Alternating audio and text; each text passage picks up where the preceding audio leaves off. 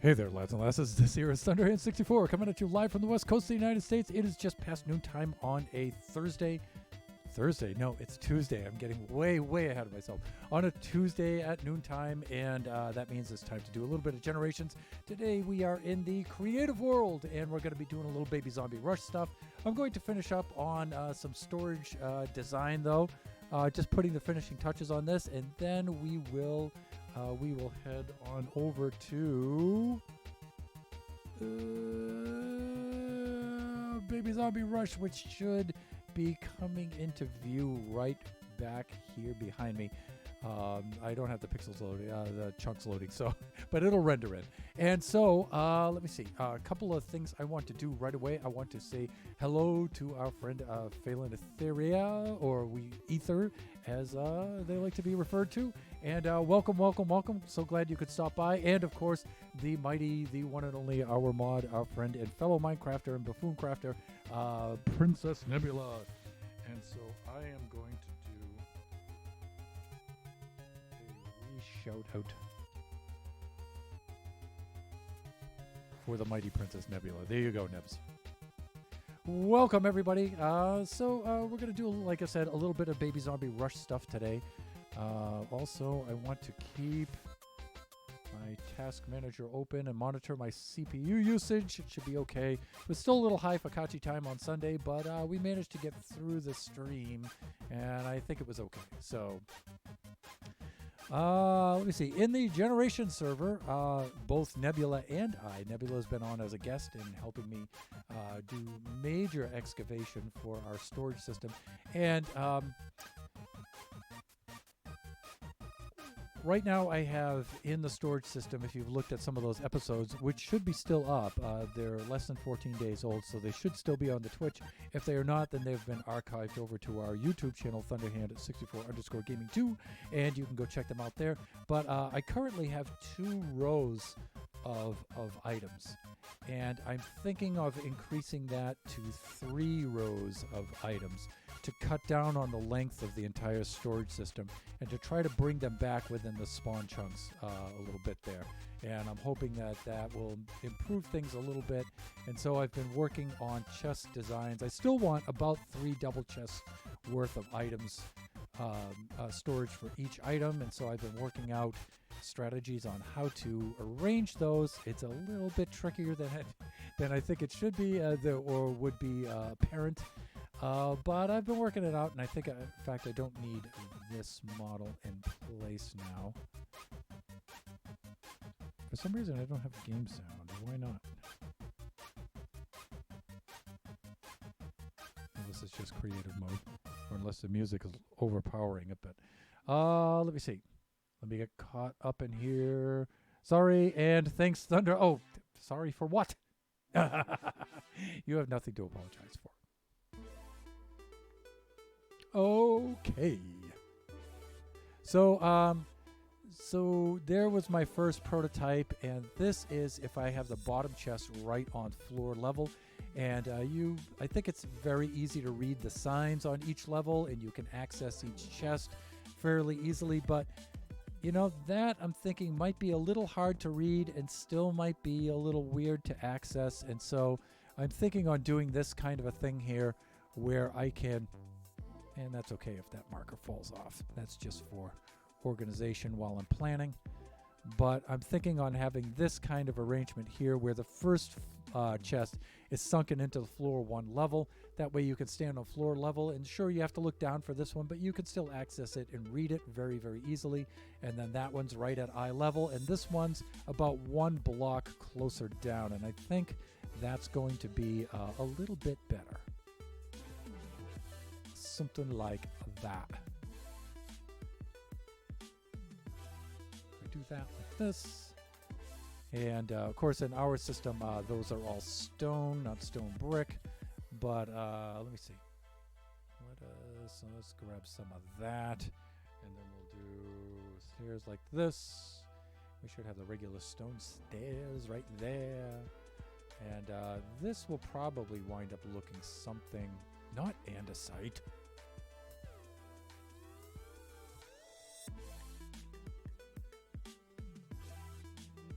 There we go.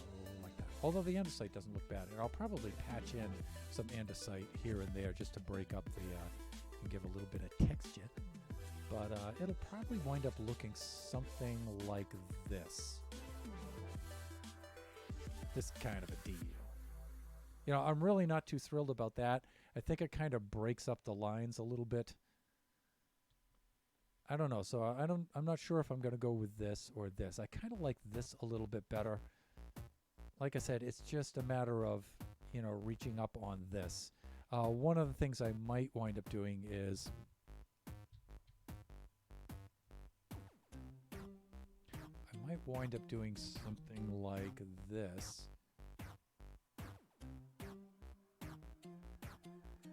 Where I could do, and I'll do tile slabs, not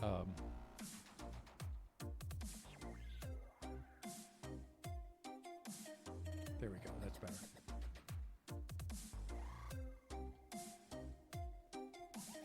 Maybe a roll like this. Yeah, because I think this looks a little bit better. It brings that one into range, so I might wind up doing something like that instead. It sort of blocks off the view of this a little bit, and our regular track comes out here, and then the track below that runs about a slab less like this, if you remember what that looks like on Generations. If not, like I said, you can check out the VODs. But or you can tune in Thursday, and I'll be resuming a little bit more work on that on Thursday.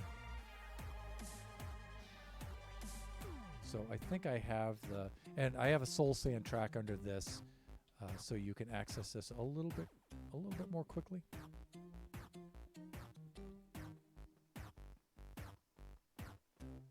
As you're running through the storage chests area, like this, and you know, you may come up like this and then see that, but you know, I'm not sure I like this in the way. You know, I really do. I think I just like it like this better. I think that's not such a big deal there.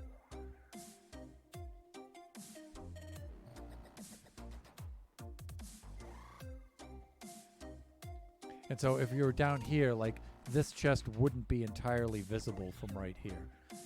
You know, so I don't know. I'll probably wind up going with that. I'm thinking that's the way to go.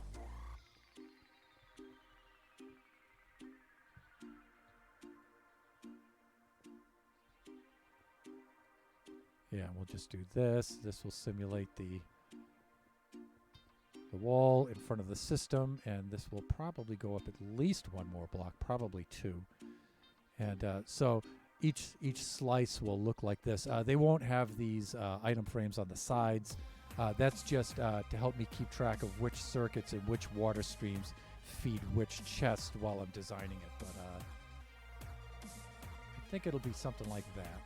I think that'll do it. And then you'll have signs on the fronts of the chests here describing what's in each chest. So we'll do something like that. I think this is the way I'm going to go with this. And so we'll have one water stream that comes around the top, goes all the way over to the other chests on the other side, and then drops down, comes all the way down like this, and then drops down and comes all the way around again. Or I might have it, might have this bottom one be the feed one. The first one come around, go up, come around, go up, come around like this, and then at the end it'll cross over the top and back down. So I don't know, it might do something like that. Yeah, it might do something like that. We'll see.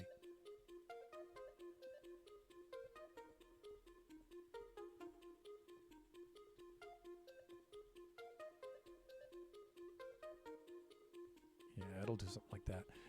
Let's see. I just remembered that if I'm walking around on this and working, I'm going to need at least 2 blocks of space on which to stand. And so that means that these have to come up to about that height. So while I'm on top and I'm working here on the water streams and stuff and doing those kinds of things, we have room in which to stand. So let me see. I'm just going to complete these circuits because I do things like that. This goes here like this. That would go there like this. Uh-oh, I think I already see a problem here.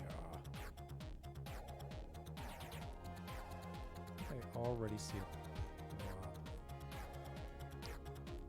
Yeah, I don't think I can do that. Because I'm going to need a torch here, and I'm not going to be able to put a torch there because I've got water there. That's not going to work. All right, so I think I'm stuck with the other design anyway. I'm sure I could work that around.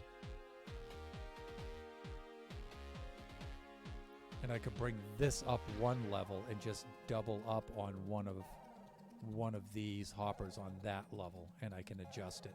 But you're really kind of limited in the amount of room in which you can work here with these things.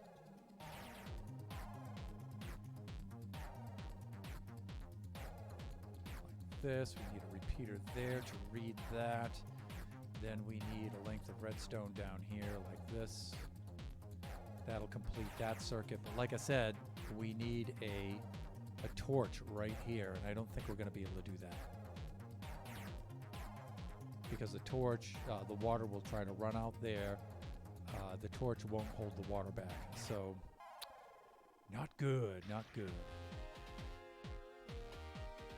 It's not even worth continuing at that point, but I'm stubborn, so I'll finish it up. So, yeah, see? This is all off by one.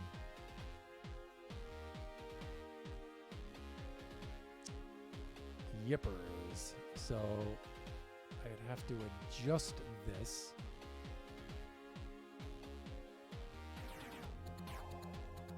To make it all fit. Which I can do. I can move some of the hoppers down and move some of these up and down and get them out of each other's way. But you can see on this side, this is the minimum spacing you can have between each one of these circuits. And then it's a matter of just arranging, and the water streams are pretty much stuck where they are too. So it's just a matter of then arranging the hoppers and chests in such a way that the final chests for each circuit are in this arrangement. And that is, so it's a matter of just kind of arranging these hoppers and chests in a way that they feed into here in that kind of a manner. And this is just pretty much that system, except it's just lowered by one block. So. But like I said, I don't think I'm going to use this design where that's sunk into the floor anyway, because honestly, I don't really like the way that this looks. You know, I think this is really the way to go. All right, that being said, enough of this kind of stuff. Let's get into some Baby Zombie Rush. That's the fun stuff.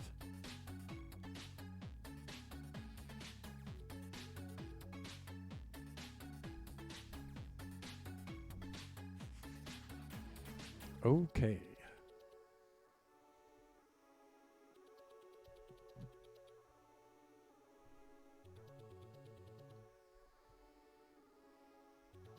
All right. If any of you are viewing and you happen to be lurking, and I don't see you there, Baby Zombie Rush. It's a not so mini game, and or just not so mini game, I should say. But the idea is, you know, I invite guests onto the Generations Minecraft server. They begin here. We load up about maybe 10 baby zombies. They activate a pressure plate, start running through the maze. The baby zombies chase them with the intent on murdering them, and our contestant has to work their way through the maze and get out of the maze alive. And there's all kinds of traps, but there's also some of the dead ends have traps in them. Some of the dead ends have beneficial things in them too, like escape hatches and potions and maybe weapons and tools that they can use and things like that. And so we've already made a couple of design changes we've already implemented a few design kinds of things. One of the very first things we did is on a few of these double dead ends, we made an escape route like this. Now, it's not, not 100% beneficial, because as you go through there, the baby zombies are very fast. Some of them will inevitably get through there with you. And as you come around here, you can see the baby zombies can see you through here. So some of them may backtrack around and try to get you when you escape. So it's not OP in any kind of way whatsoever. It's in fact it's super dangerous. I have some here on the sides that work in that kind of a manner. Not really sure if I'm going to keep those though. I might. So see, you can't really get through this way, but if you do like that, you can get through. And again, some of the baby zombies can get through there with you. And so there might be some of those kind of quick escape.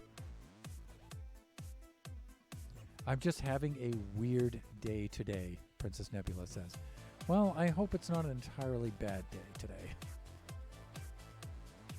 I'm also having a pretty challenging day today. The last few days here in the Thunderhand family home has been very, very crazy and been taking a lot of our attention. And so, you know, hopefully Tuesday, today, things settle down a little bit, especially for the stream. But just sit back, Nebs. Hopefully you can enjoy yourself during the stream here. And we can make your day a little less weird, or just weird in a more pleasant and funny way, which is always preferable, right? One of the other traps that we have is a Ravager trap over here. So I'm going to do this. And I'm going to load up the dispenser. Now, this has to be a dispenser. And so the idea is, when a player accidentally steps on one of these pressure plates, this should spawn a Ravager. So maybe I don't have the dispenser circuit hooked up yet. Let me take a look. Do that. Do this. Let me take a look. It should be. There's the egg. Huh. So it is not powering. It is not powering our dispenser for some reason. That's a little weird.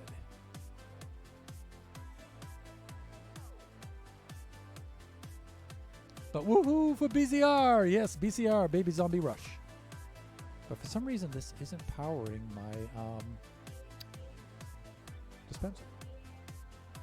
And that's not cool. I would think a piece of redstone directly underneath it, and it doesn't have to contact it directly. I think that would power that.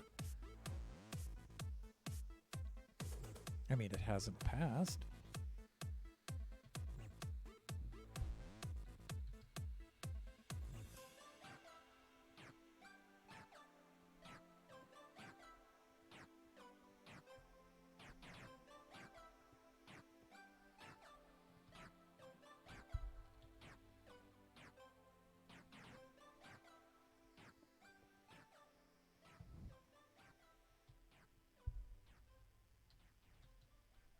He typed button.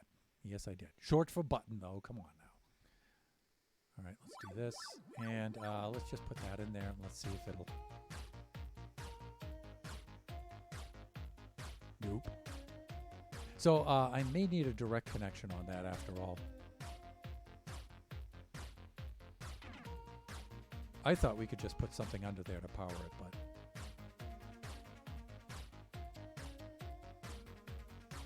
Yeah, we need a direct connection to it.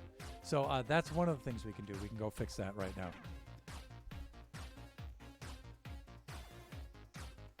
And that's pretty easy to do. We just need a conductive block, probably a jukebox or something like that.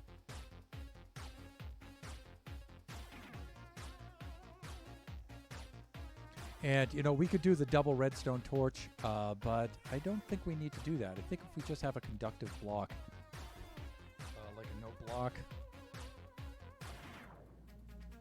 added benefit is that it will make a sound. And I'm going to bust this just so I can see this.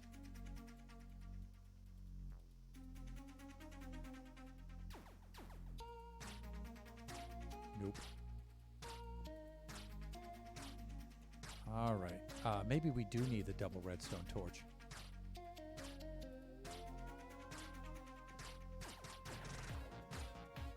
Which is not hard to do at all for us. So if I did this, and then I did that, And we're going to take that off of the circuitry like this. See, it made the Ravager for us. So we do need double redstone torch kind of deal to activate that.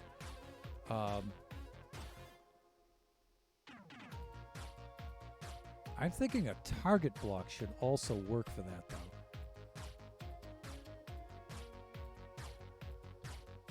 Let's try a target block, because you know what? I don't use target blocks enough, and this is a good opportunity to experiment with those a little bit. So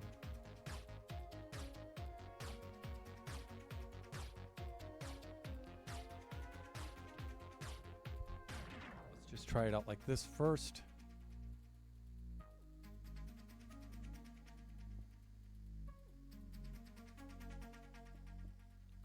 Like this. Like this. Okay, so we do have that. All right, and if I take a dispenser now.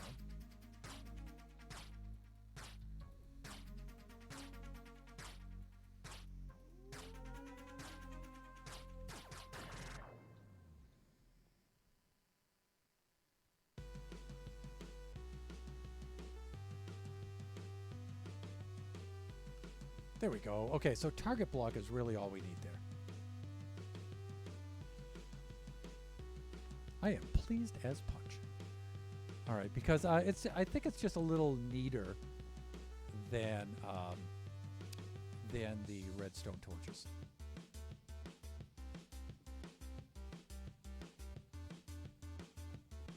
So we could do something like this, and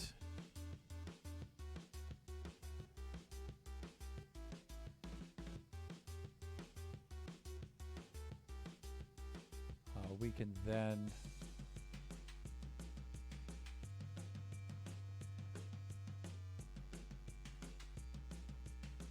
bring said redstone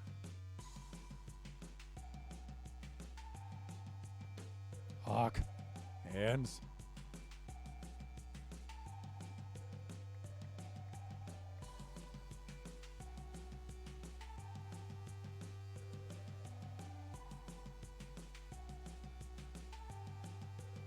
And I might be able to get away with lowering those one more over, but you know, we could always do that kind of a thing as well. We could do that and then run a little piece of redstone like that. We could always do that. I mean, it's kind of a hack version, but I think we can get away with it. That'll do for now, and I can clean it up afterwards.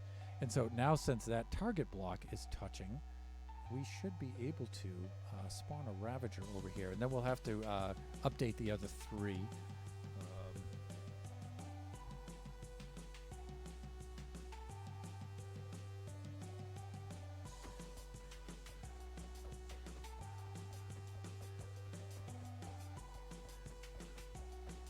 So Nebula, why is your day weird today? What's so weird about your day?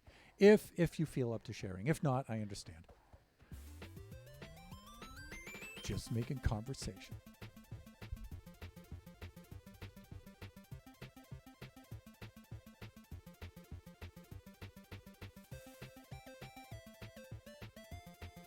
All right, so again, when the player steps on there, see? Now, what should happen is when the player steps on there, these should also open and let the Ravager out, and that's also not happening. So let's find out what's going on there.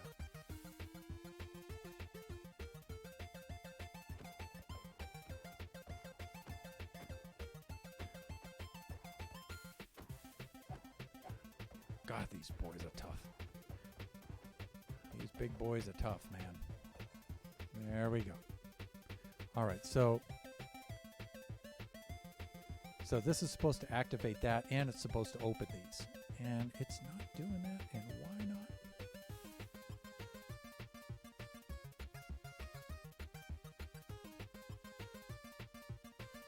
Let's have a look.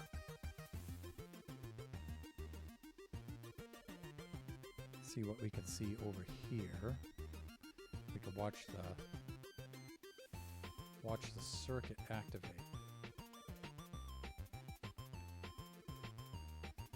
Right. All right, it's not happening. Okay, so this is definitely sending a signal over here. Let's take a look at this.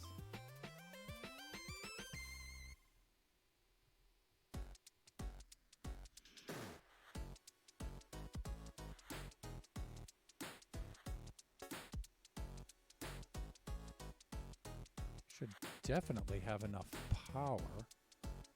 Okay, so this is powered on all the time. And then when this comes on, that should power off.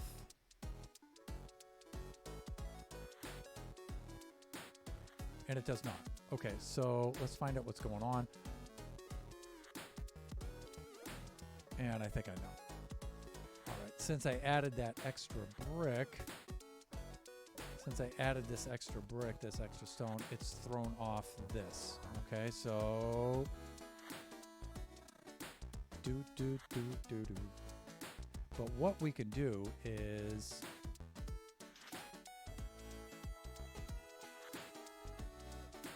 my always on circuit. I wonder if it'll travel sideways through the block. Let's take a look. Let's watch this redstone, see if that lights up. Yeah, see, it doesn't. It's going up through here, but it doesn't come out through the side. That's not so much a problem.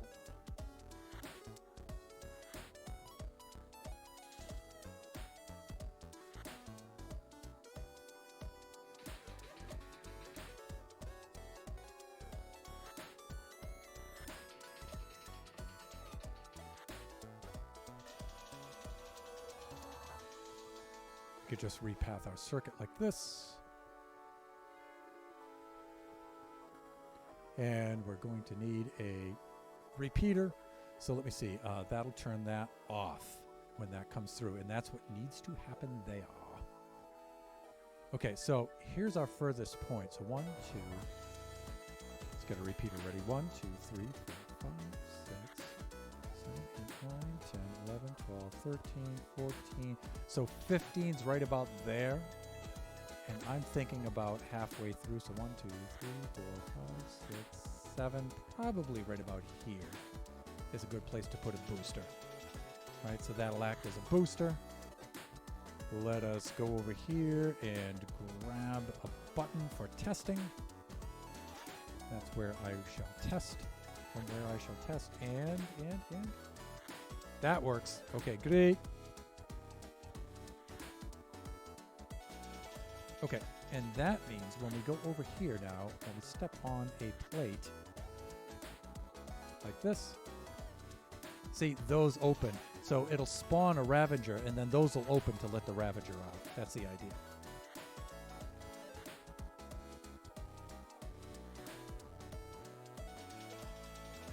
So to see this thing in action,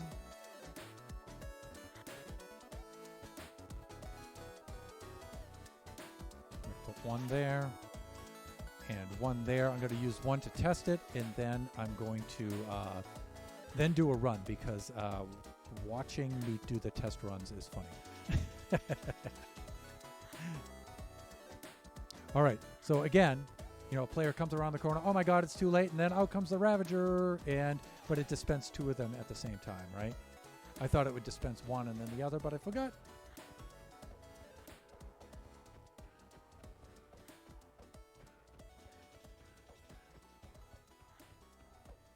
So what we're going to have to do is we're actually going to have to load up a clock on the dispenser as well, so it'll only dispense one at a time.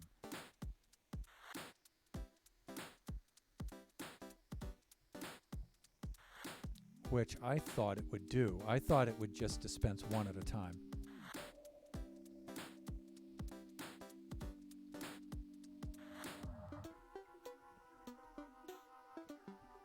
But that's good. We get the target block in there. That's going to help things out a lot. And I hadn't used target blocks yet, so I know I'm kind of late to the target block game. Let me see. I don't really know. Maybe it's because I haven't had my coffee today. Oh, yeah. Seems like a weekend day to me. Kind of sluggish, lazy day. But Draken and I finished the fill in on the lava section 2 last night. Wow. Now I'm back to digging. Yay, figuring out the redstones. So Nebula's working on a colossal project in her Storytime map server. And she's making a wither skeleton farm. And so she's removing all the blocks in a huge area. Right down to layer 15, taking out lava, nether fortress, everything. All the way up to the bedrock in the ceiling, from layer 15 all the way up. It's a colossal task.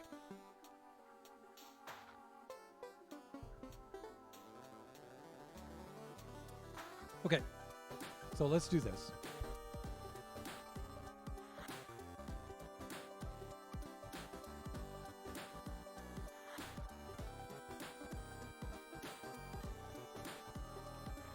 And what I'll usually do is when I do a test like this, I'll just mark out the path. Although this one's pretty easy to see.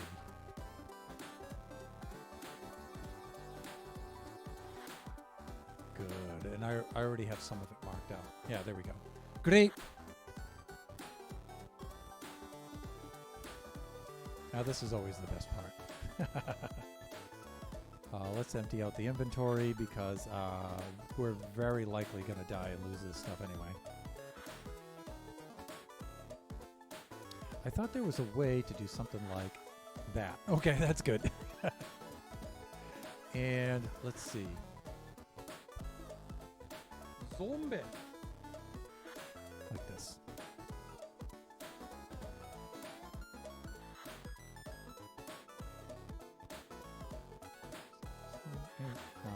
10. And I find 10 is a good number for baby zombies.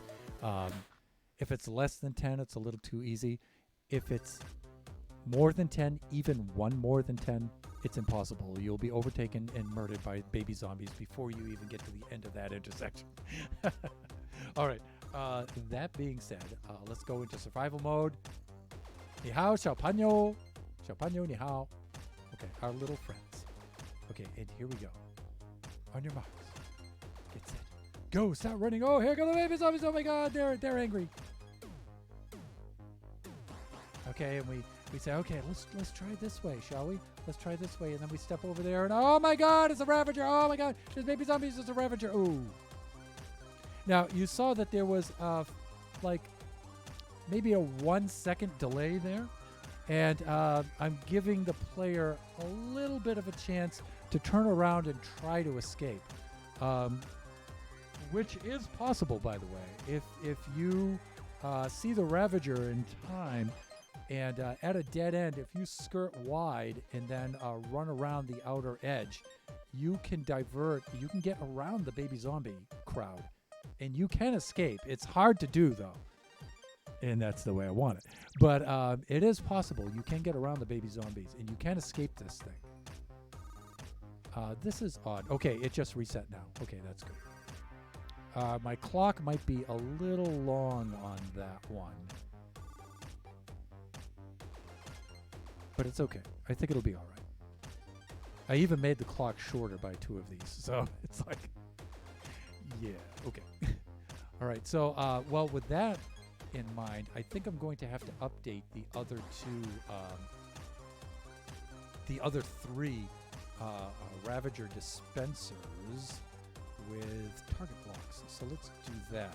Let's get over here. We have a Ravager dispenser unit. Now, I think you guys can see how I modified this. Here's an internal Ravager point. You know, you may notice that it's not on one of the outer walls. It's on the inside. And so here I had to double up the thickness of the area and take out some of the path blocks and fill them in so I could get the circuitry in there the best I could. So there may be a couple of places where we have internal traps like that, or we're going to have to do a little something like that. You know what I'm saying? Okay, so we can do that there. And we need a path over to this observer, and I think we can branch that path off of one of these. And that would be a little too close. I'm going to bring it over maybe this way. And I'm going to go off of that junction there, I think. That would be prudent at this junction. And we can take this out like that.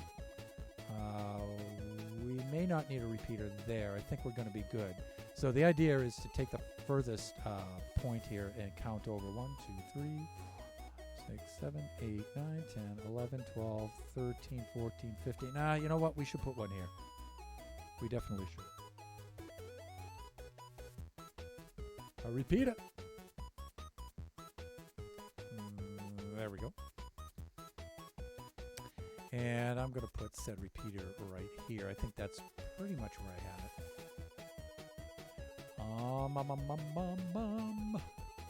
If I do this correctly, I can take advantage of that repeater, I think. 1, 2, 3, 4, 5, 6, 7, 8, 9, 10, 11, 12, 13, 14. Yeah, no, I can't. Yeah, so it doesn't really make sense to do that. In fact, what would probably be better is to put that repeater over here. Maybe? Let's count it out. 4, 5, 6, 7, 8, 9, 10, 11, 12, 13, 14, 15. Yeah, it's way out. So let's count 7 back from this. Like 1, 2, 5, 6, 7. Probably right here we could do a repeater.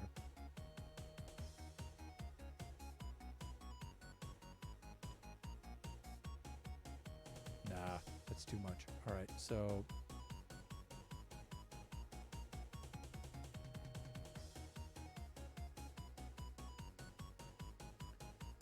I'm thinking maybe right about there.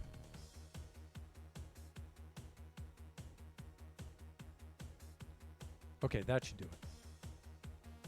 All right, target block should light that up. That should be good. This should be good.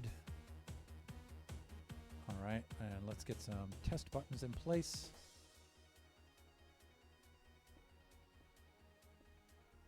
All right, these also help me identify where the components are above and stuff, so.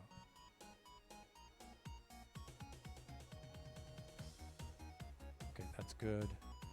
That's good. All right. That should work just fine now. Let's try it out.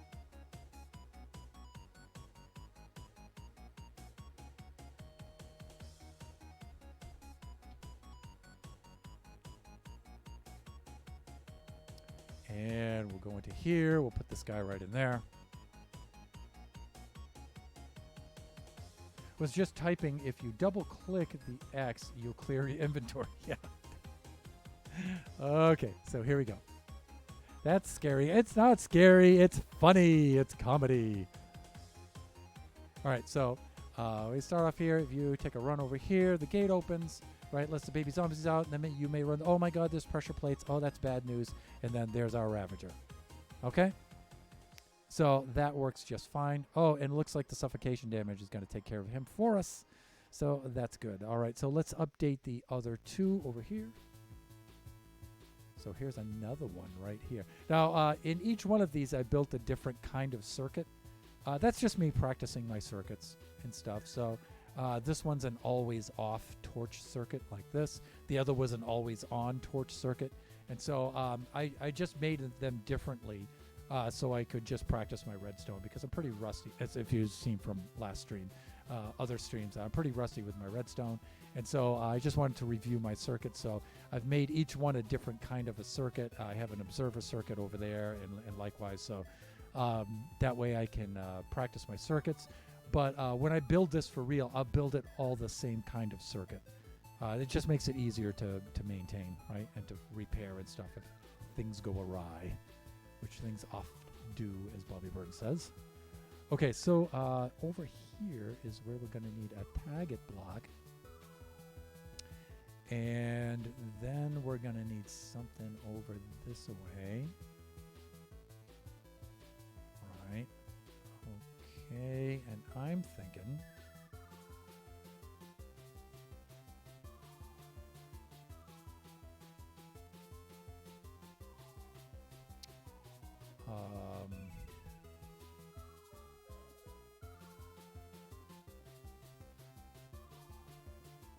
something like that.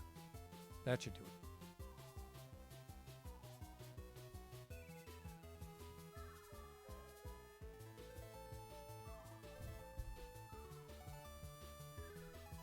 Fuck. Hands, just type what I tell you to type. There we go. You know what? I'm just going to keep a bunch of these in here because we may be doing this a lot more than we intended to originally. Okay, so if you step on a plate, Ravager appears, opens up, said Ravager comes out, and then it's a very bad day for that player. Okay, so like Draken said earlier in the last stream, brings a more literal meaning to the word dead end. It can be both scary and comedic. Indeed it can.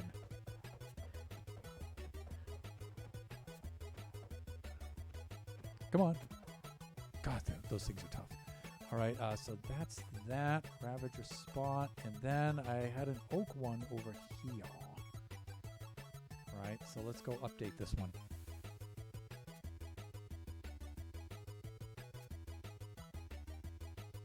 Yeah, this circuit isn't even hooked up yet. So that's not gonna do. All right, so yeah, but you know what? It has to go in directly. So we may wind up doing that. Okay. And I'm not sure there has to be anything under this because I think the redstone is actually occupying this space above that one. So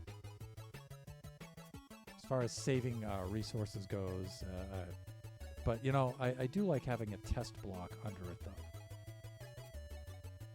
So what I'll do is I'll place these buttons on this block here, and then I can use it to test the circuit occasionally if something, again, goes awry. And I usually like to get under here, and since this is on the outside where contestants can't really see it anyway, I like doing that to give it a, and I might even go as far as to bring that over there so we can access the testing block like this, so we can test it out. In case something's awry with the,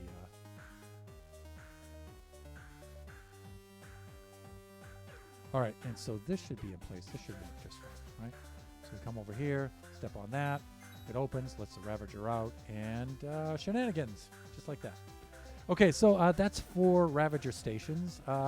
Teaching the tiny one more weird eating habits. Chicken nuggets dumped in. Mac and cheese is good. Oh, that sounds so good. That sounds so good, especially when mac and cheese is particularly really creamy. Ooh, good stuff. I mean, that's sort of like chicken Alfredo, kind of.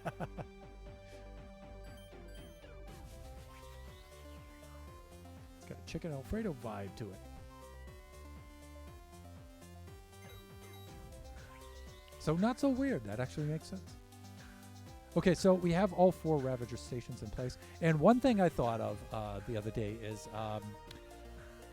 Cyclopsolops was asking if I had any loops in the maze, and I didn't at the time, and I'm thinking my central area is a little bit too big, I think. I wanted to close it up, so I thought, you know what, Psych, this would be a good place to put a loop right in the middle, or right in the center area, and that way I can reduce the size of the central area and also incorporate a loop into the maze. And you know what? I can do this with fill commands. I don't have to sit here and bore you guys to death with this kind of thing. So let's do this.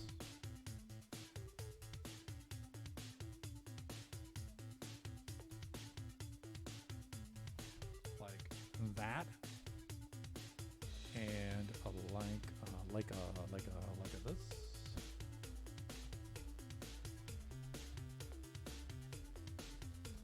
And let me see. This will be polished blackstone. Polished andesite. Polished blackstone. Yep. Let's do that. Let's do that. And autofill. Last night I taught her that the French fries in McDonald's sweet and sour sauce is also good. Ooh, sweet and sour sauce, good stuff. Mrs. Thunderhand, being of the Asian persuasion, we usually do, so sweet and sour sauce is a thing, but that's not really Taiwanese so much as it is Szechuan, but that doesn't mean it's not absolutely delicious. Let's see. Let's do this.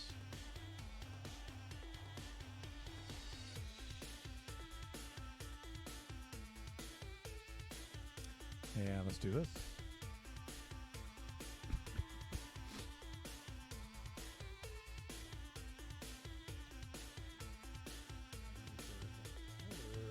Blackstone. And again, you know, I may not use uh-oh. What did I do stupidly there? I forgot to hit tab when I selected that. There we go. That's better. So I may not necessarily use these materials. I'm using the smooth stone for the floor and the circuits because it has edge definition on there, so it makes it very easy to count blocks. And the same with the polished blackstone. It's a different material than this, so it contrasts, so it's easy to see. It also has edge details on it, makes it easy to count blocks. So, and block counting is important when I go to transfer this over and rebuild this into the survival world. It helps me measure things. On the other hand, you know, I could use Lightmatica for that, so I'm not against using Lightmatica for that. We could leave polished blackstone in place and just update the coordinates like this.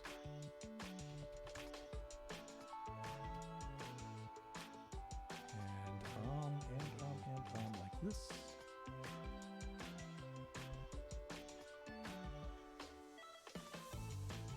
And just update them like this. There we go. And again, you know, any of you future contestants who may be thinking, oh, if I just watch the past VODs, I can figure out the way through the maze where everything is. Yeah, you know, it's going to be different each time. And one of the ways I'm thinking of doing that is making at least 2 of these in the survival world. And so I may have a contestant run 1 maze, and then the next contestant may run the other maze while I'm updating the former maze, and I'll just switch back and forth. And, you know, I'll make minor changes, but minor changes are really all that's necessary to really throw a player off who's running for their life through the maze. So, and it's very easy to modify these mazes. Super, super easy.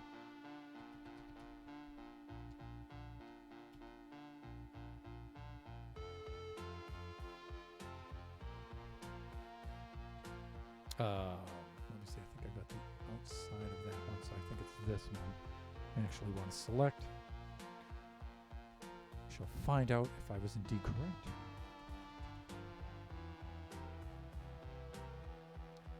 Alright, so my interior is good, and you enter the interior from this side, and then we need an area for the center here.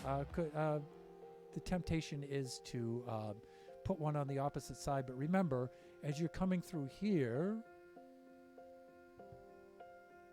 you might, from back here, be able to see the opposite side, and you would see the opening from there. So having it directly across, no. Having it here or here on the opposite side, good. Or here on the sides, that's also good. So I'm thinking I want to put the entrance probably right here.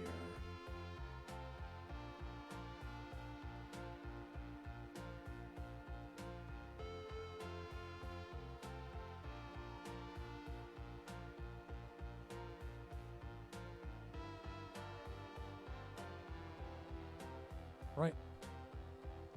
So running along, you have no idea where you need to go.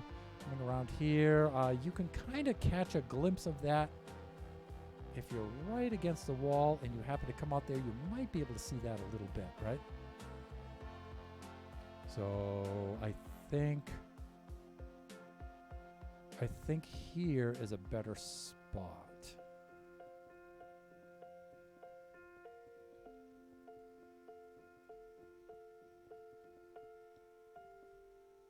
Actually, I think there is a better spot. Yes, I do. There we go. Now, I don't have to work so hard on really overthinking that kind of stuff. Really, when the player's running for their life through this maze, they may not notice those things. But even if they do, you know, you got to help the player out a little bit. I mean, you got to give them some way of, you got to give them some kinds of advantages here. Because otherwise, it's just going to be death with every single run, right? And so if you're running through like this and you come through here, see, there's no indication. You know, if you come through here like this, and you say, oh, okay, hey, there's an intersection there, and then you can get into here, and you can get to the middle section like this. And usually I like to help the player out, again, a little bit, where there's an intersection or a corner like that, and put the lighting in there so they can figure out what's going on.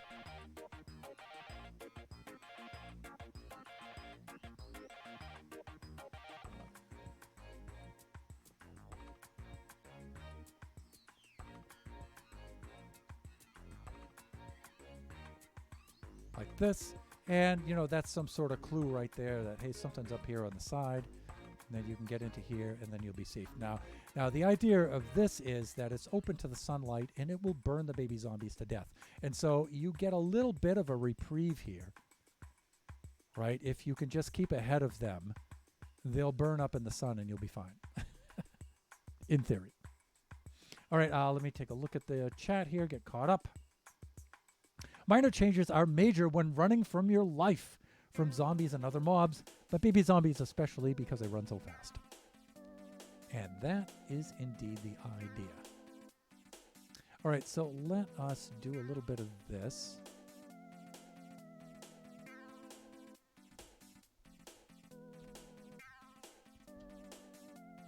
And we need to bring this in by how many? Just 3 around the entire perimeter, right? So I was right. I was doing it right, Thunderhand. Give yourself some credit. All right, let's do this. Make sure that we're in range like this. And let me see. Yeah, because I didn't bother to check my cam today, so make sure that I'm lined up properly, a little bit towards the middle, a little more. And I think that's good. Okay, let us do this. Let's do a fill command with the tinted glass.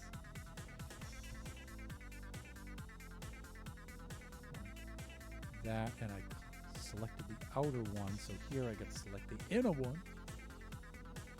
Right there, like that.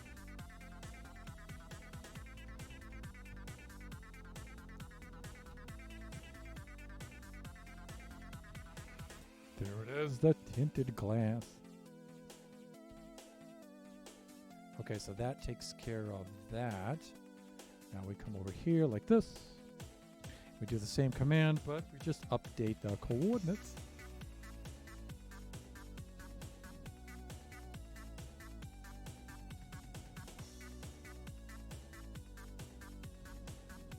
Right, and then on this side we go to the outer one like this.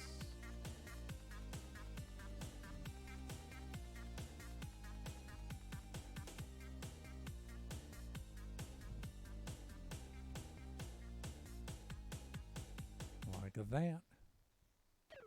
And then similarly, should be getting closer and closer each time.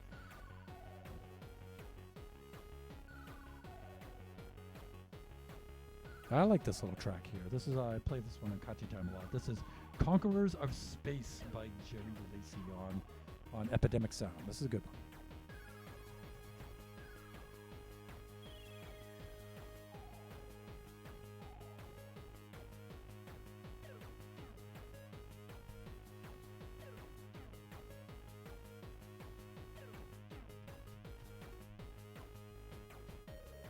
Okay, and that is done. And then one last time.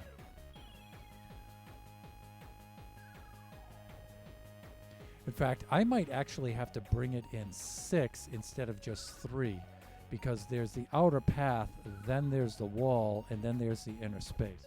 I think I actually have to bring it in 6. Not just 3. And we'll confirm that in just a momento.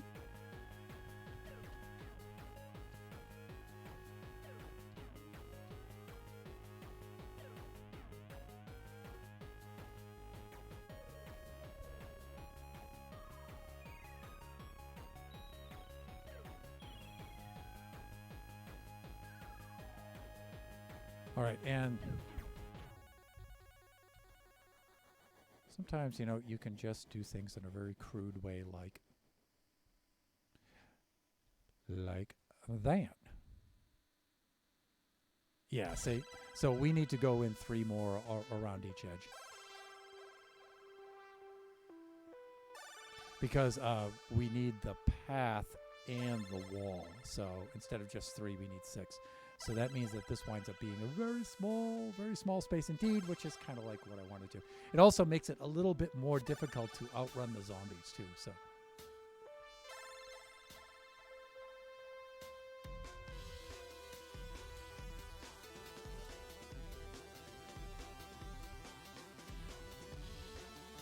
So we can just do the same thing here, like this, with block selection like this.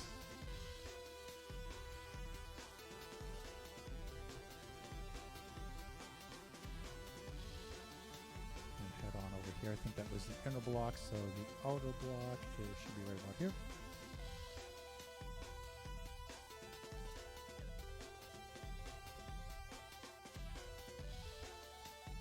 Arc! Actually wanted to select that block, so let's see. I just have to change that coordinate for the second one, right?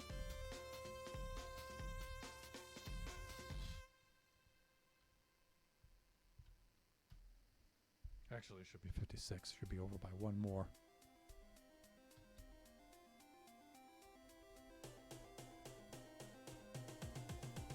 Right there. That's better. Okay. That's good. Let's get over here. Inner and outer. One side done.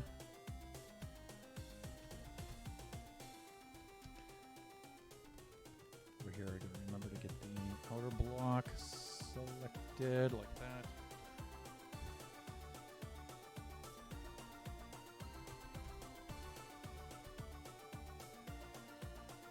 We'll render in just a sec. There we go.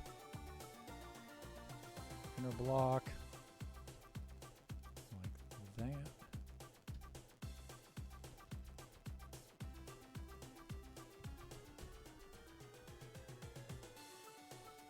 Let's do that.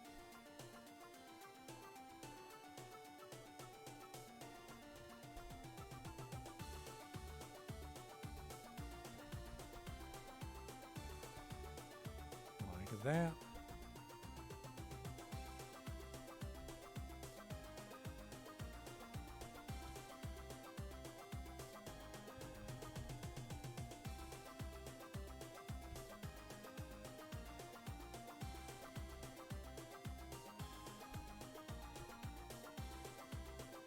I think I've only done 3 of these edges so far.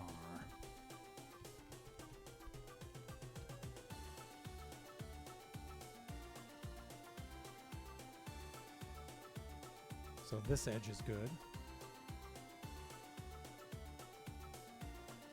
This edge is good.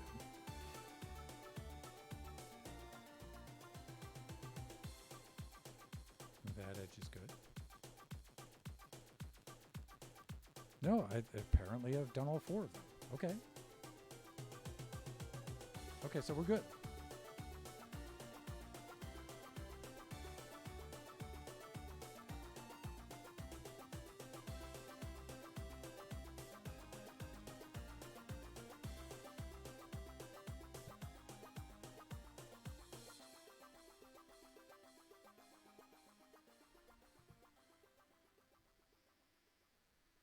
Okay.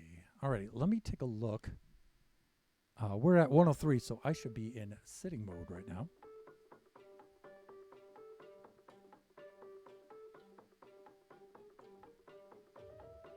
Check my cord here. Okay, we're good. Plenty of length on that. Let's do this. Some adjustments.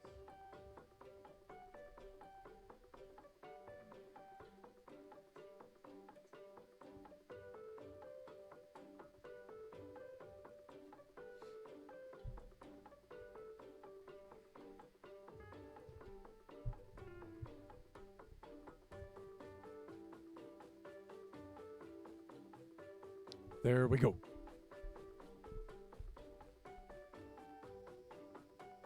Also, I'm going to hydrate a little bit. Even though it hasn't been redeemed, I need some hydration.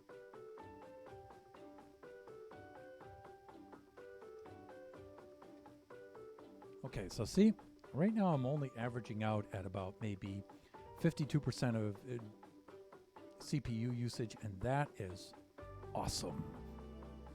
And so the thing that's really killing us is the PC can easily run OBS and Minecraft at the same time. It can handle that, no problemo, meo 1D.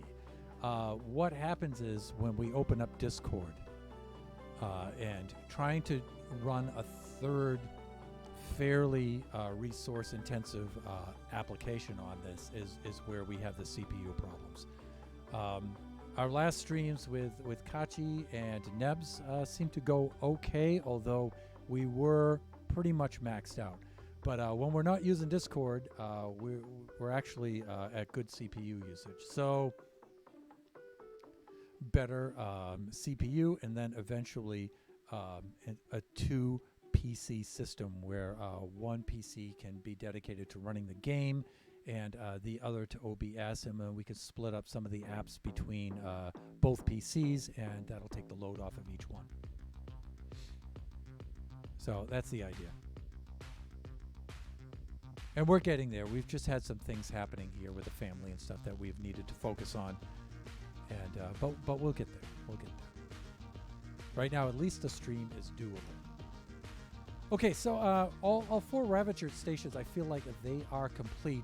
There's a minor thing I do need to check out, though, with dispensers. I really want the dispenser to just dispense 1 Ravager at a time. So if I put 2 Ravager eggs in there, the dispenser will dispense both of them. That's not cool. So I just 1 at a time, because I want to be able to load these things up. And that's the idea. So... let me see, we've updated the center. As far as the centers goes, its function, I'm not really sure. It'll fry the baby zombies, but I want to have something special here. If you've noticed, we have an entrance to the maze, but the maze has no exit. And so I may put an exit down here along the back wall somewhere into either a safe area or maybe another level of the maze or something. I'm not sure. Probably not another level, because I'm thinking that this is already going to be hard enough. Or I may have the center be the exit somehow. I may open up the floor here and have some way to get out. Or I may have a command block that teleports the player out or something like that. I'm not sure. So we'll see what happens there. I haven't really made up my mind about that. So what's the next thing that we can do? again, we have some of these areas over here where we can run, and this, if not only gives you a way out, but will also give you options of potions and things like that. So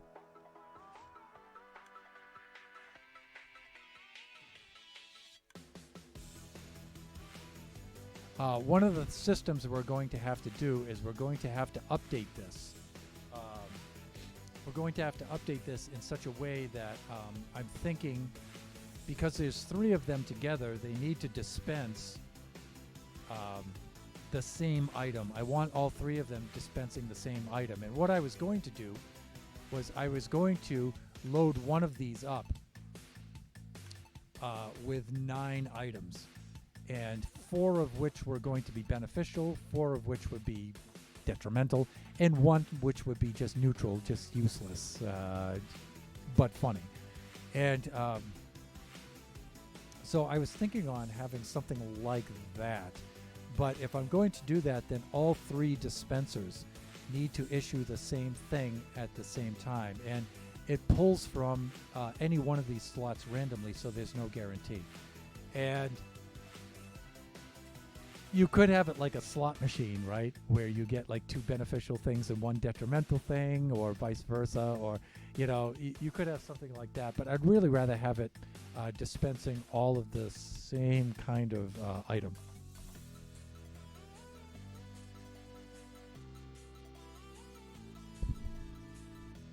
Don't want this thing hit me in the face here. There we go. I think that's a little bit better. I'm just looking at my vocal levels here. And so that was the idea behind this. I could put 1 dispenser there right in the middle, but I wanted 3 because I wanted to make absolutely sure that when I load that up with some sort of potion, that the player definitely gets hit with the potion, and the zombies as well, so that chase you through here. So there's one location. And for these kinds of locations here, I'm thinking another thing, I think it was Cyclopsolops, or it might have been Mini Rebel, was saying sounds. Do you have any sounds that trigger when you run through? Now, this isn't a Ravager trap, but I was thinking on having pressure plates on the ground here that trigger sounds. And I was thinking on having that because if you don't have that, whenever you see pressure plates, you know something bad's coming.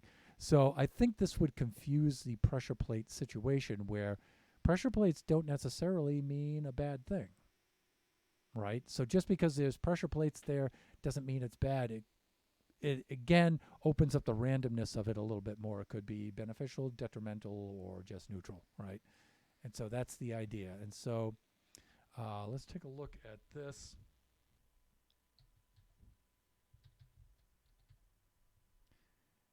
Yeah, let me see. That's a lightweight pressure plate. What do we have? Polished blackstone. I don't want to use that.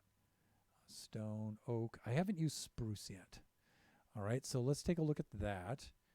And let's do this. Over here, we'll do spruce. Spruce planks like this. And so each one of these dead ends that has something in it, I want to use a material on the floor to, number one, just to be colorful. But number 2, it kind of color codes each one of these a little bit. And that might help out the player. Not a lot, but a little bit. But it also definitely helps out me when it comes to maintaining this thing. So now we can repeat colors. I think that'll help add to the confusion that we want to inflict upon our guest, our contestant. But the path doesn't have to be the same color all the way through. All right. It'll also help the contestant get through the maze too. It'll give them a pointer. Let me see. H2No hydrate. Redeem. Here we go.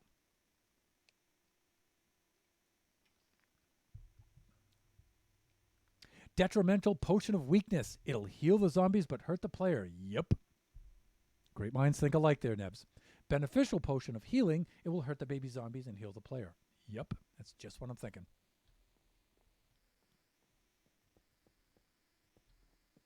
Just what I'm thinking. And I will restart the music playlist in just a moment. Just let me bring this up to a certain point. So you can see here where the path color material changes. That lets you know that you're on a dead end, right? That a dead end's coming up, right? Like this would be a particularly long dead end.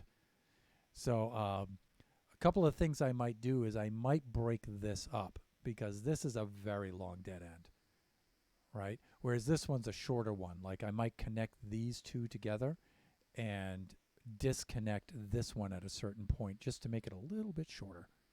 One of the other things I might do is you block that off there and open this up and make that a dead end like that. So I can do things like that. So, and you know what? I'm just going to put some pressure plates right along here for now. And I'm not going to install the sounds today.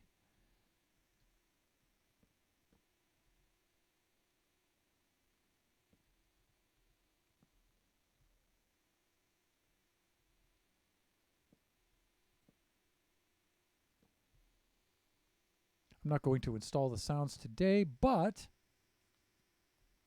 I may, and maybe probably the next stream. I got to think about that.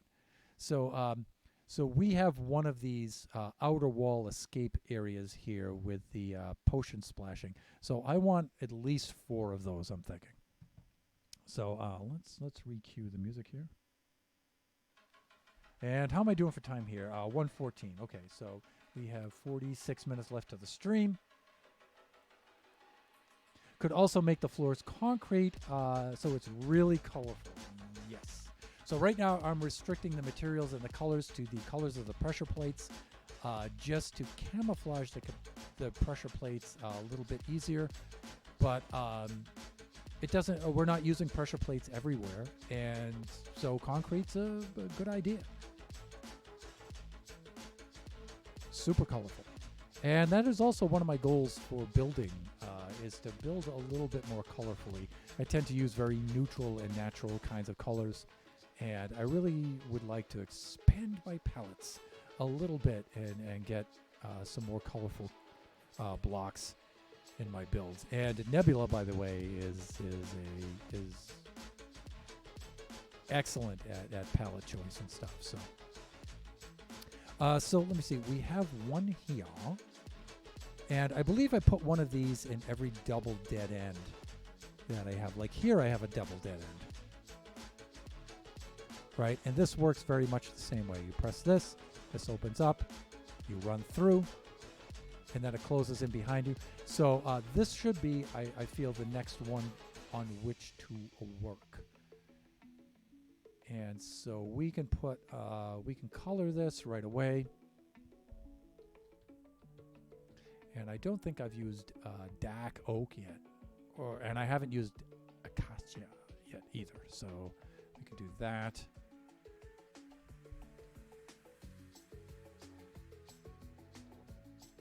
Or acacia. This. And you know what? We can hook up our dispenser system in this one. That'll be a good thing to do for this stream, I think.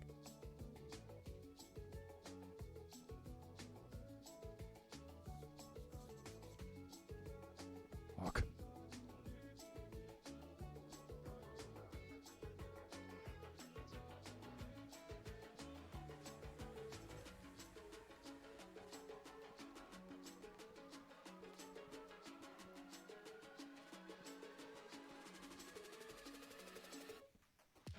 There we go.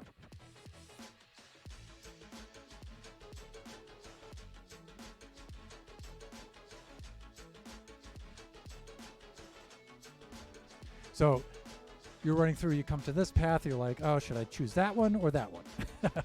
Right. That's the idea. Put one of those right there, one of these right here maybe.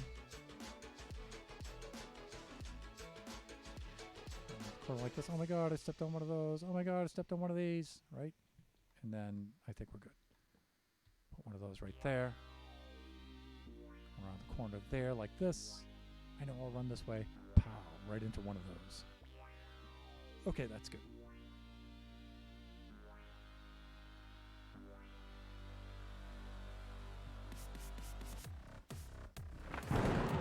And let me see. Siege661 has rated my stream with 2 viewers. How you doing, Siege? How's it going this afternoon? Welcome in, Raiders. It's a siege.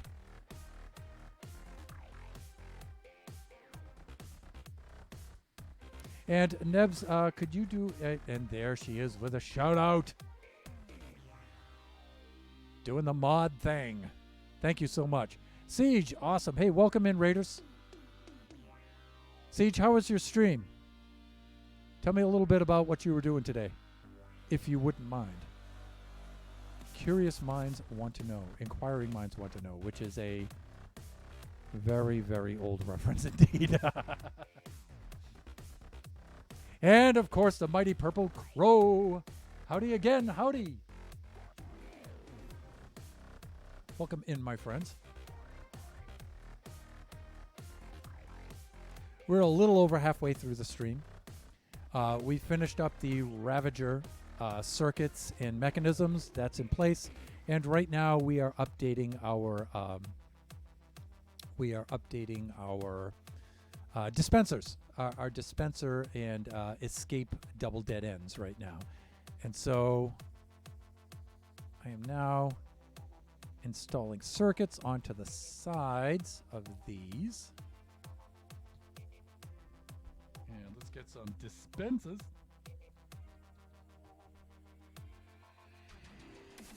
Place like that.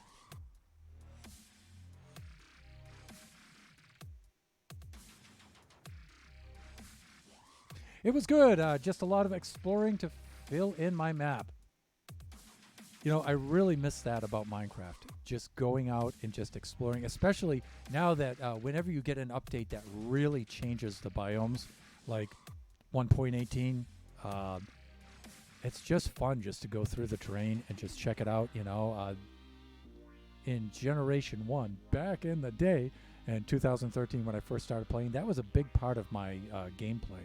I used to do the survival map, and I used to have my main base, and then from there, I would go out and I would explore and colonize, and that was my idea, you know, and I would make stations, these forts, and these villages at certain coordinates, so no matter where you were always within range of one of those where you could resupply and things like that. So that was a really fun, I really miss just exploring the terrain. That's something I haven't done in a while.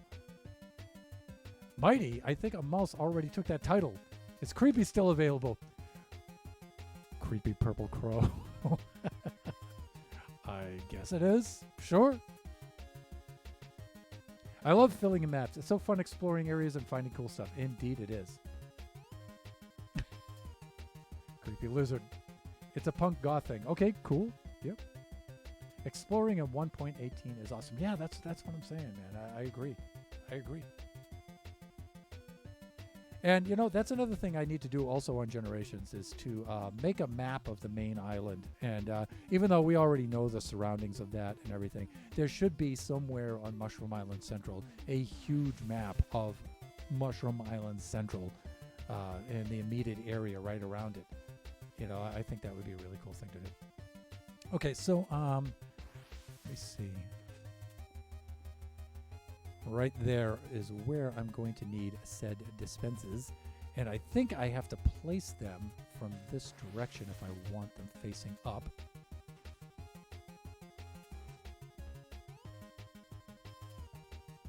There we go. All right, so we're going to build a little bit different circuit today.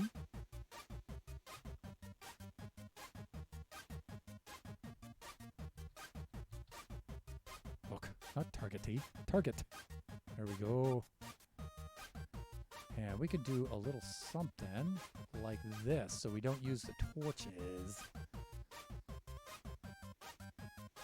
right? And we can have this circuit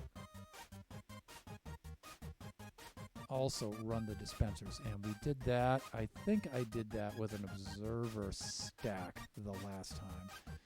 And let me see.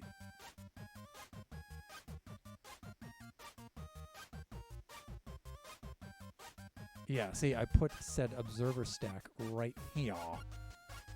And that comes down like that.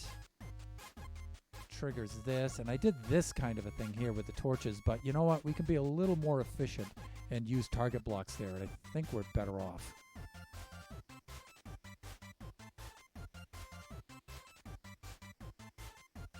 Now, if I do this right...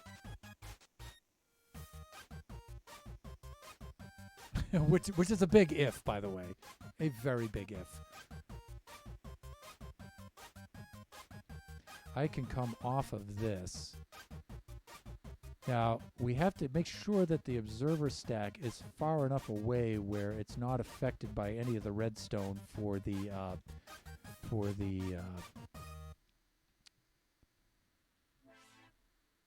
thing, that slidey back and forth thing. Words, man. All right, so let's put the observer stack over here, like this.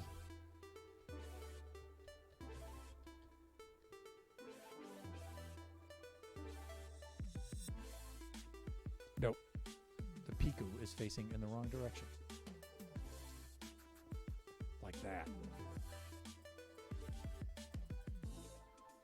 Okay, and let me see, how far is this going to be? 1, 2, 3, 4, 5, like this. This should be okay. Should be able to run that off of there, like that. And you know what? Just to make things maintenance-wise a little bit clearer sometimes, and to mark out the circuits, I like to change the material there. So those are circuit blocks. Right, and this runs over to here. We need one more piece of redstone right across the top there, and then I'm thinking that we're good. Now what we need here underneath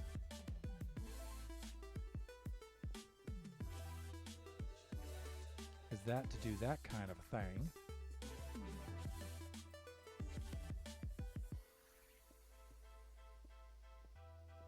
Now to do that kind of a thing. Now, speaking of things, what you need to do here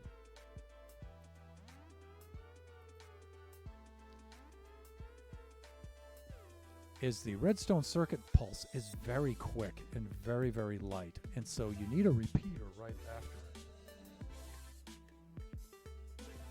And sometimes you have to adjust it to 2 ticks because that's only like 1 tick, and sometimes it's not strong enough for the circuit. So let us do this.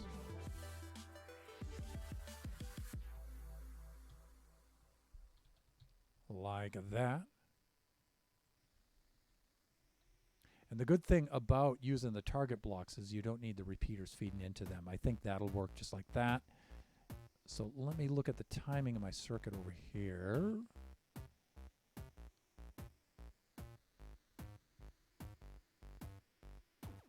Now, I did put a repeater over this way. That might not be necessary, but we'll see.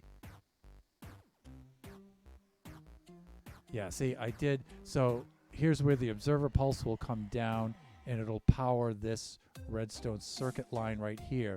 But you do need to set that back 1 more tick to give it enough charge to get through there. So we shall do that over here. Right there. That should be enough.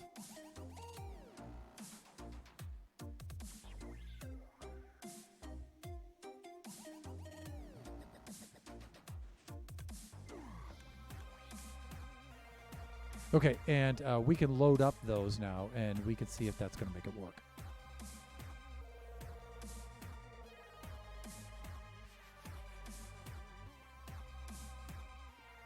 And you know what? I may leave these off just to make it easier to fill up the dispensers. And they're in an area where they won't be seen, so...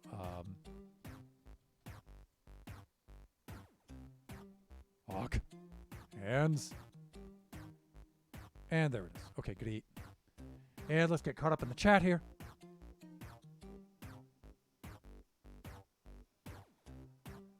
I found a temple and got attacked by drowns. Oh, were any of them packing the tridents?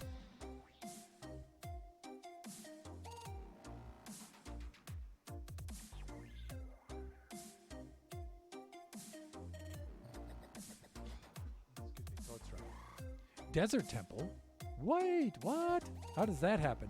Yep, I got on land, lured the drowns down to me, then attacked them. No trident yet. Well, hopefully soon. I found a desert temple, raided it, and within 1 minute there were 2 drowns behind me, one throwing a trident. Ooh! Words are hard, Thunder. It's okay. Yes, they are indeed. Especially when you're an old dude like me. Oof, Siege, that's crazy. Lurk for the post-stream stuff. Okay, all right. Appreciate the lurk. Yes, we both do. Thank you so much.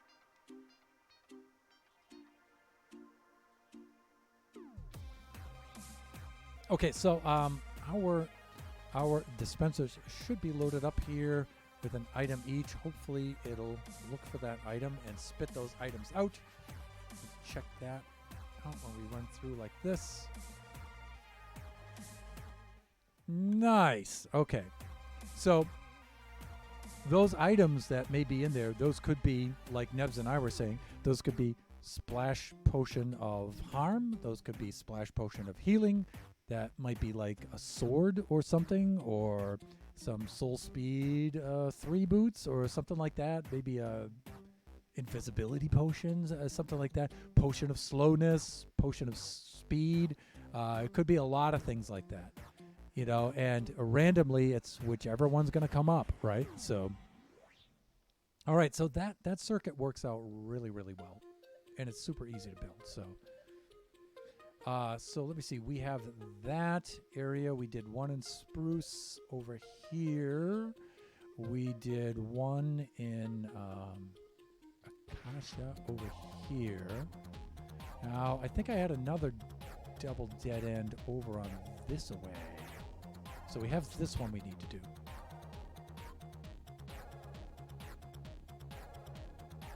Okay. All right, yeah. So we need to update this one. Let us get some dispensers. You know what? We should really try to keep that in the inventory. That would be helpful. Fuck. Gonna run out of time there. Whew. That was quick. All right, and I think I put my observer stack right about there.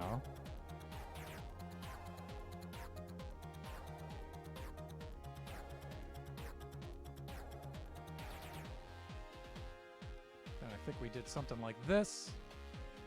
We could also... this would probably use less redstone if I did it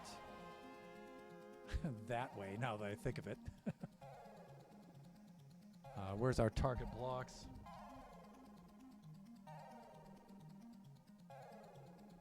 We can use our target blocks loosely. Lock. We can open those up, so this allows us to access the dispensers. And again, you know, we can load up items in each one like that for testing. We can then install our redstone like this. We should be good. We need our repeater. Remember, if we're going to use an observer, we need a repeater. It would help if we could actually get our hands to type enough of the word correctly. Wow, what was that, like 4 or 5 attempts to type that? Come on, hands. Work with me here. We're in this together, believe it or not. The streaming thing is something we do together. All right, so and we need to set that 1 tick back, and we should be okay. We should be okay. We need our redstone along the top. We could go that way, but you might be able to see a little bit of the redstone on the top. It doesn't matter. It's not like the player really needs to. We need to keep that from the player's view, but you know, it just looks better. And like I said, I sometimes I like to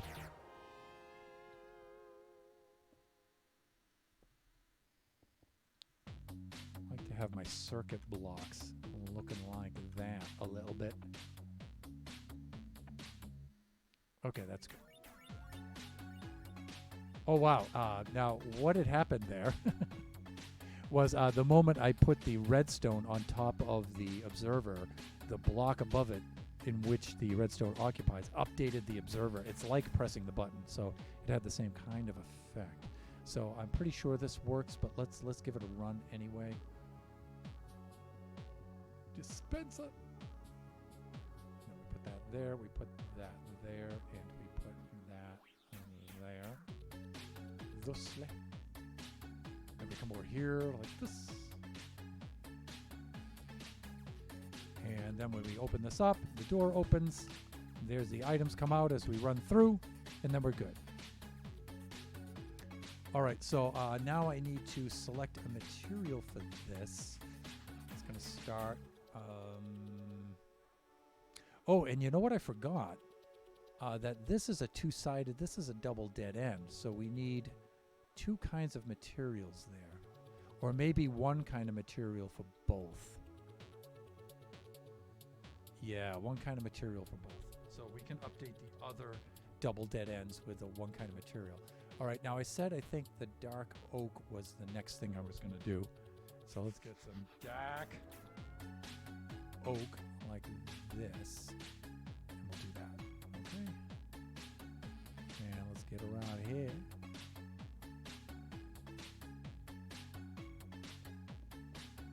Yeah, these are double dead ends. So they should have the same material. Fuck. Hands, do your thing.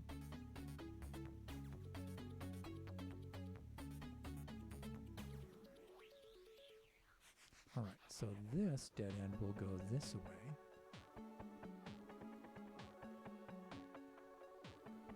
Okay, and this dead end is a bit longer.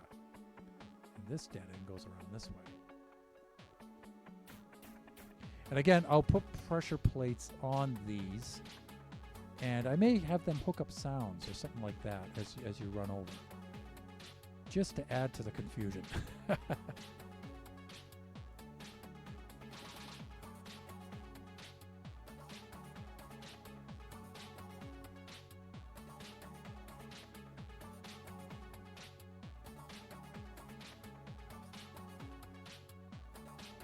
One thing I could do is make the button match the material here, which I guess would be kind of cool consistency-wise.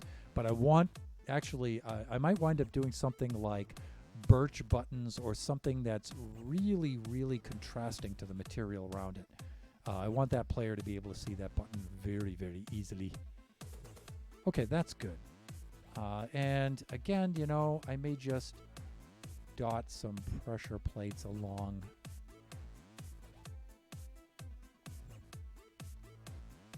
here like this.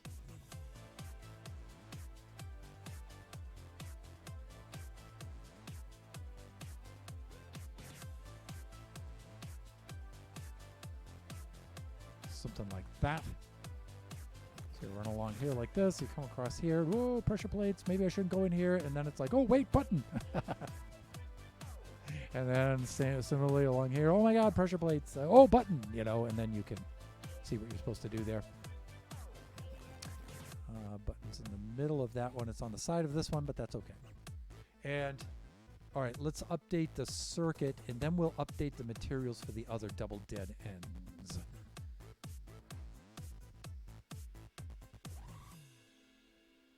All right, that's a Ravager there. Or, you know, that's a Ravager there. But you know what? We can certainly do the materials for this now. That's not a big deal.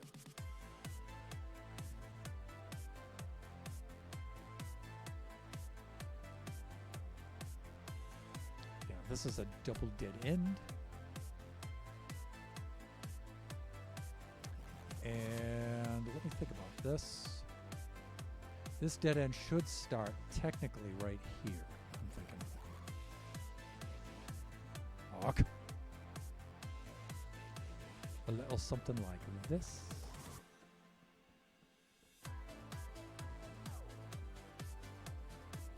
One of the changes I may make to this when it's towards the end of its design phase, when we think it's ready to use, I may make the walls 5 blocks wide and just have the path still at 3, just so I can do more redstone in the walls.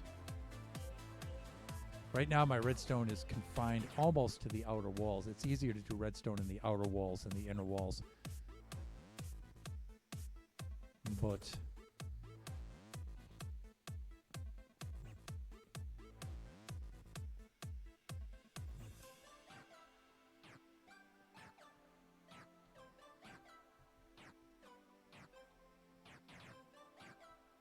all right, yep. So you come into here like this. You could see that that's a dead end, but you're like, okay, what about this one?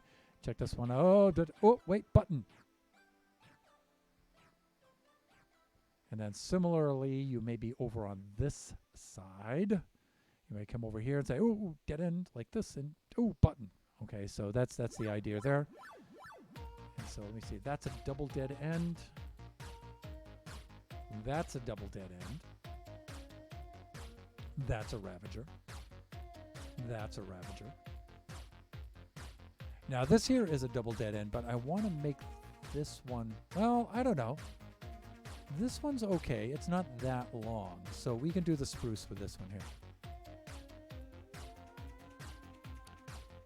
Yeah, there we go, like this and like that. We can update this one. And technically this dead end starts here.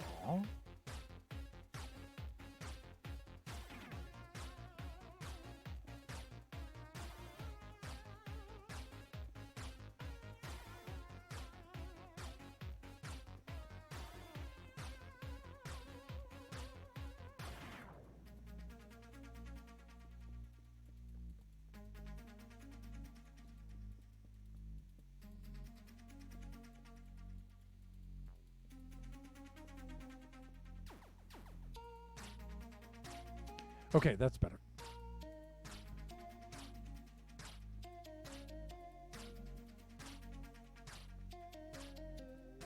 Like that. But you know it's a button, so you're going to be okay if you see the button, if you happen to notice it while you're running for your life. Okay, let's take a look. Ugh, thunder, I'm back to villagers. Again, why me? Yes, I'm whining about it. Villagers. Did you stop working on your nether build and did you go back to the Mushroom Island to set up your trading center? I think you did, right?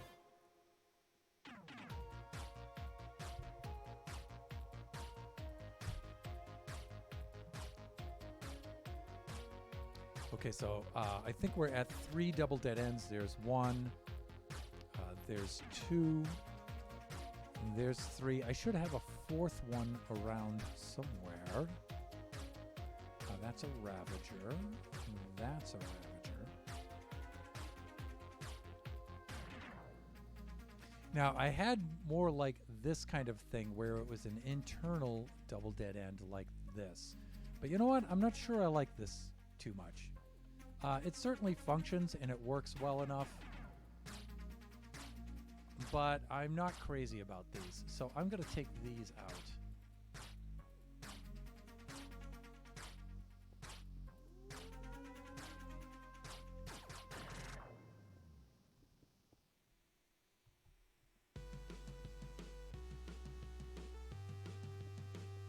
And I've got another here.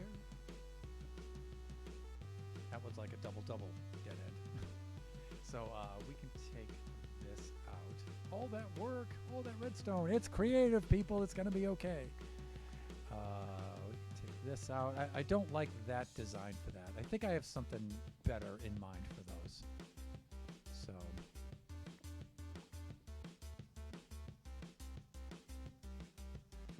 let's make sure that we're certain of what we're doing here because we had that Ravager circuit really close by.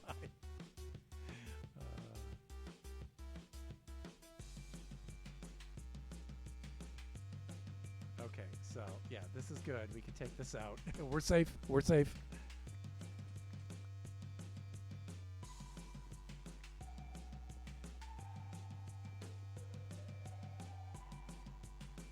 Then right up through here.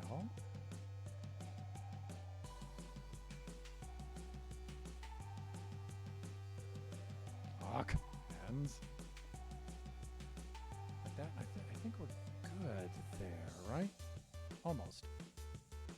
We still have that on which to do a little bit of something.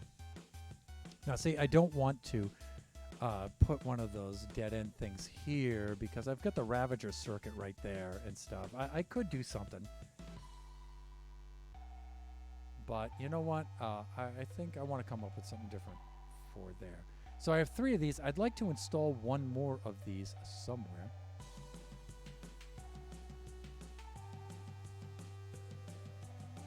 And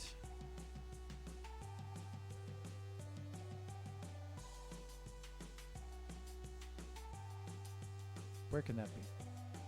Has to be a place that has a double dead end or a place where we can make a double dead end. And I have one roughly in this quadrant here.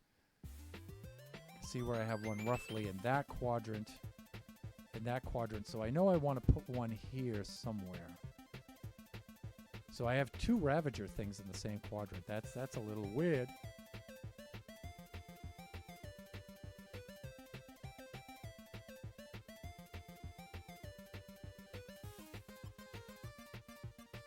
I'm thinking I can make a double dead end this way.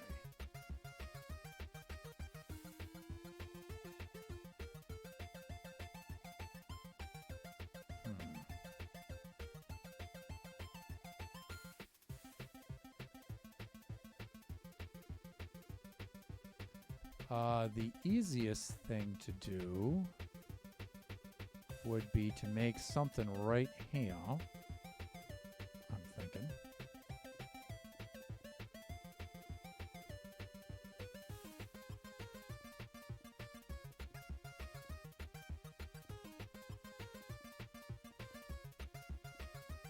So see, already altering the maze, people. Already altering it. So we would make a double dead end circuit right here. The thing is how to get into this area, though. This is now closed off. So, but I have an idea.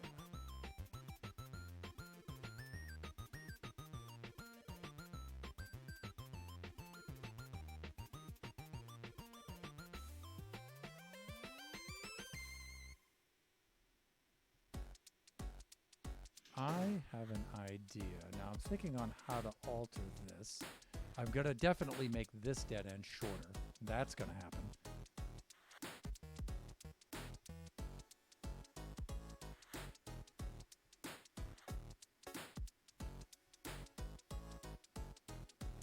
I might be able to do something like...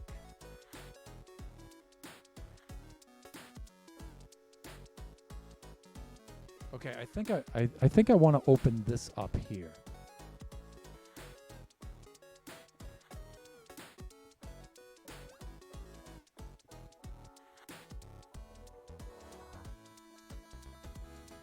And here we got Dance of the Pixel Birds by William Benkhart. Looks like an Epidemic Sound on the Chiptune soundtrack, and I like this one a lot. I play this one for Kachi Time a lot.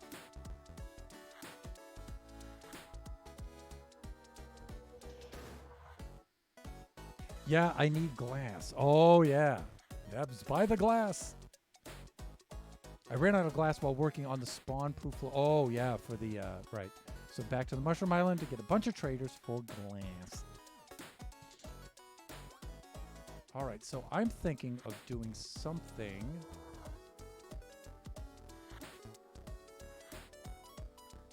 All right, we're going to alter this a little bit more, as a matter of fact. So... we can do that kind of a thing. And this isn't such a bad deal because I actually don't like the dead ends to be too long.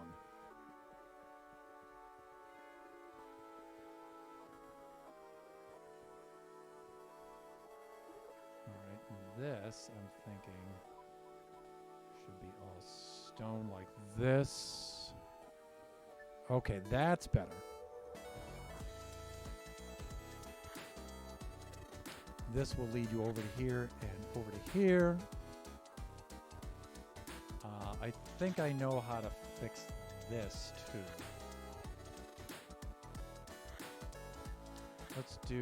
Let's do maybe this kind of a thing.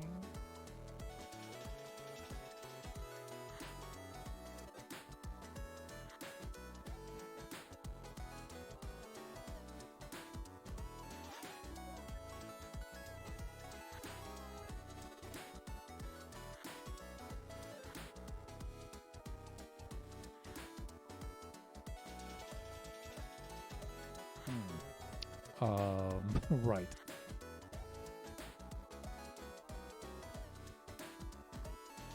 I mean, here we've got this double dead end that is sort of made here. And that's a pretty good one. And I think this is what I was originally aiming for. So I can do one here. And if I did this right, I could sort of make a triple dead end. which I haven't done yet. So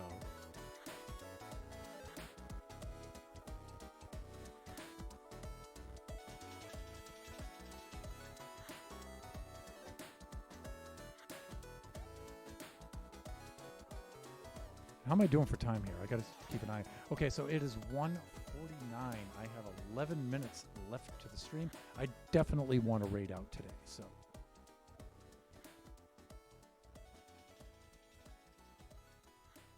Alright, so we're gonna do that there. I'm gonna open this up here. Like this. And then, actually, I think I'm gonna open this one up here. Well, I don't know. Let me keep this in place. And let me open this one up.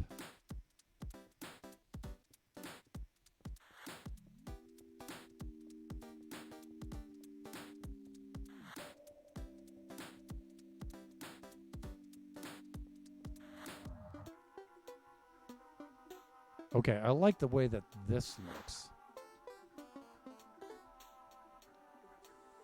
All right, and we could do our double dead end right here.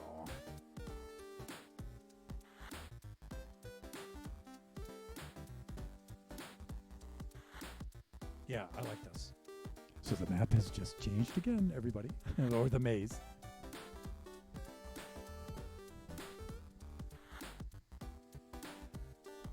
Okay, let's lower that down a little bit and put that right about there.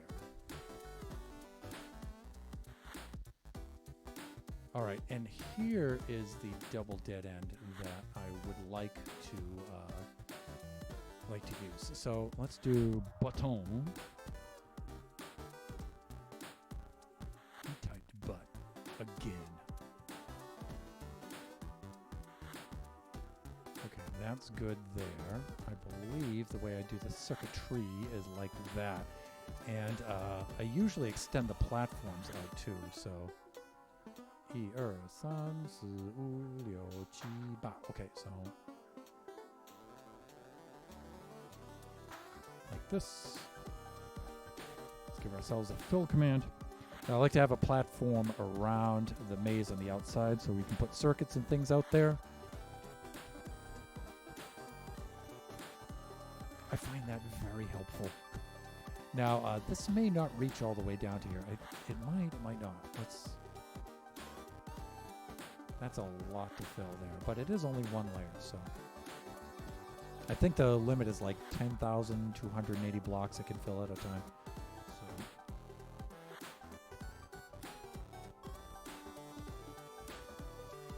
That's with stone. Not Smoth. Stone. Did I type that correctly? I think I did. Whoa! That was just a little bit of competence there, everybody. Go figure. Okay, so let's put this into place. And let's crank out this circuit. So before we get too far into this, we need to do this first and set dispensers. Ok. Go there. We're going to need some pistones right here. And again, we can replace a lot of the redstone torch stuff with the target blocks now. And we can just look at our other circuit and copy that thing. So we're going to need ourselves some sticky pistons. And, well, you know what? We're not going to be able to do that exactly because the sticky pistons need to be in a default on position.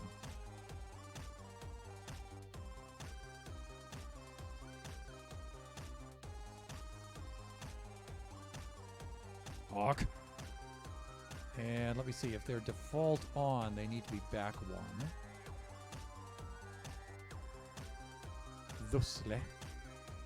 And what do I do with those stairs? We can put in some stairs right here, like this.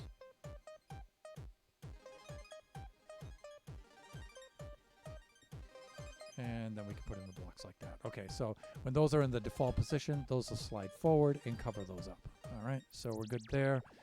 And that means in the back, putting the torches back here. And I think I know the most efficient way to do that, but yeah, I just did this. Makes sense.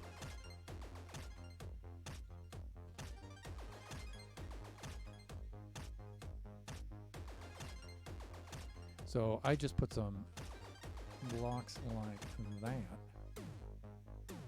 then let's just temporarily remove those so we can place these.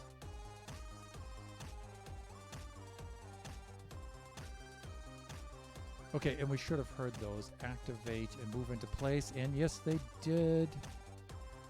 Well, the bottom row did, but the top row did not. And why did that not happen? I think because they're too low and they're not doing the circuit above them.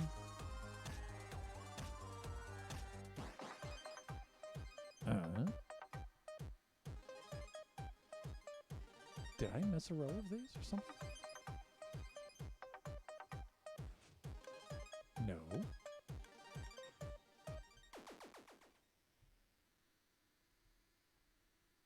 But how?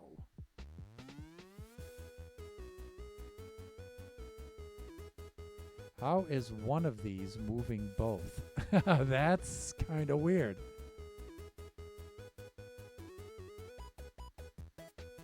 Am I losing my mind here, people?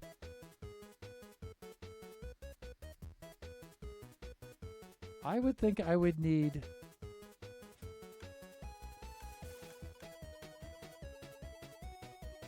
I see 6 here, but when I go around back to look, I only see 3. It's because I'm up by 1, right? Those are the top ones. All right. Yeah, I'm up off the ground by 1. Okay, understood. I'm losing my mind. I'm getting towards the end of the stream. See, I always have to do something embarrassingly stupid like that. That's a requirement. That's okay. That's okay.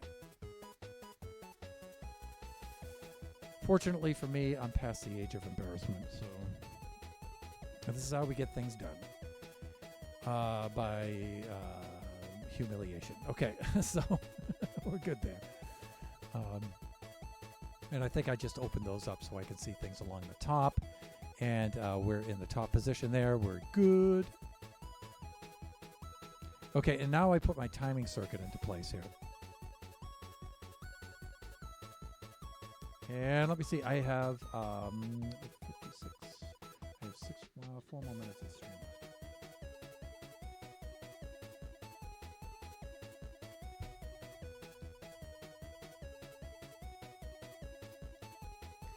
And so I made my timing circuit here. You know what? I may not need this open quite this long.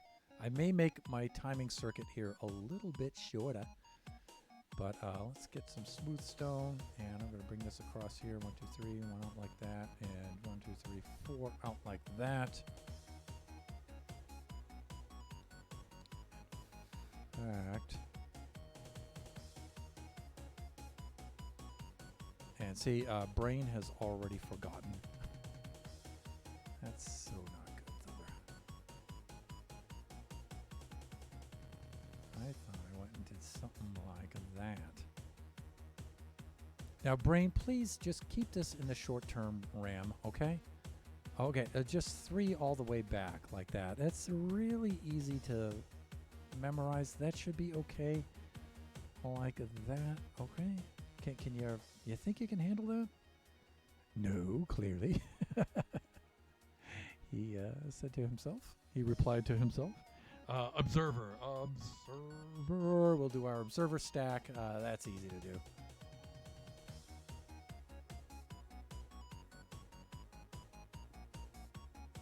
Like that for right now. Hawk. Hands. Do what I tells you to do. Here's the target blocks will go there. Like this. Like that. And let's get some redstone.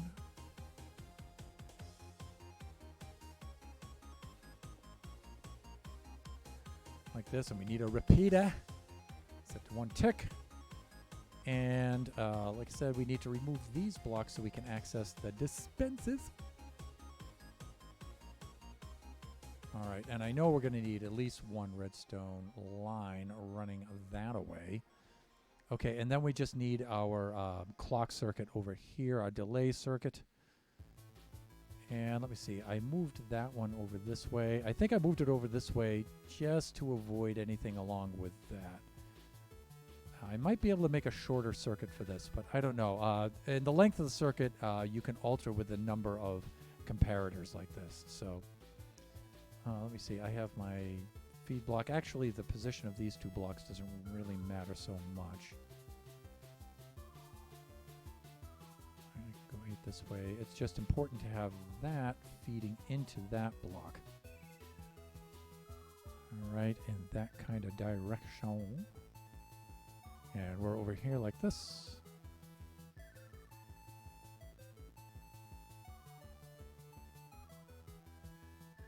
And I believe I moved it out like that. And you can exit off of any part of that too.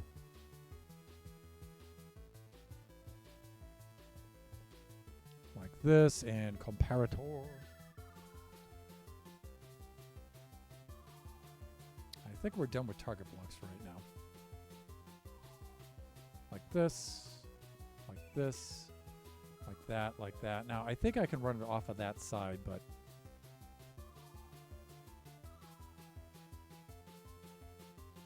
here I did not. Here I ran it off the back, but it doesn't really matter. But just for consistency's sake, I'll run it off the back like this. And you know what? I may go down 1 more just to be sure to keep it away from there so we don't have any short circuiting like this. We don't need that block. Genius. And let me see. 1, 2, 3, 4, 5, 6, 7, 8. We should have enough to operate that circuit, but let's try it out. And nothing. Okay. let's find out what's not happening. Oh, yeah, that'll help. Okay, let's try that again.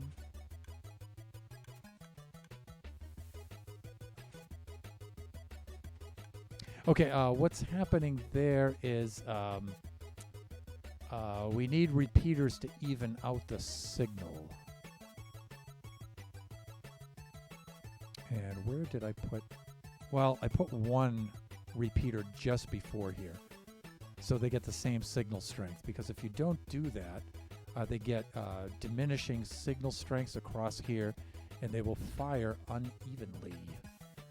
So I think that's why I had this here. And if I go over here like this, see, now they all fire together. And there we go. And I can hear the 3 clicks of each dispenser. And so we should be in good shape. 3 all the way back. I think that's what you said. Probably, yes. So I could do this. I could set this up this way. Or I could make the circuit look a little better. And I could do that way. Either way, it doesn't matter.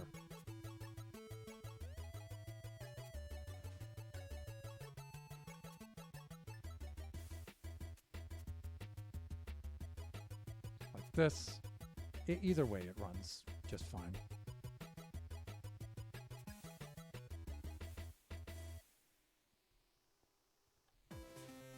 That'll stay long for that amount. These will dispense the things, you run through, and then you're done. Let me see, how am I doing for time? 2:03. So it is time now for me to wrap up the stream. I'm actually past the time, and I'd like to do a raid. I'm just going to quickly, before I sign off, I'm going to go over stream time here a little bit. I haven't used any birch yet, because I think in this context it looks awful, but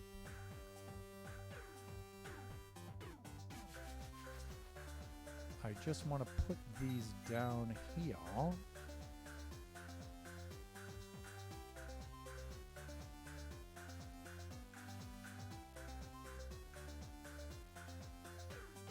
And I want to mark these out.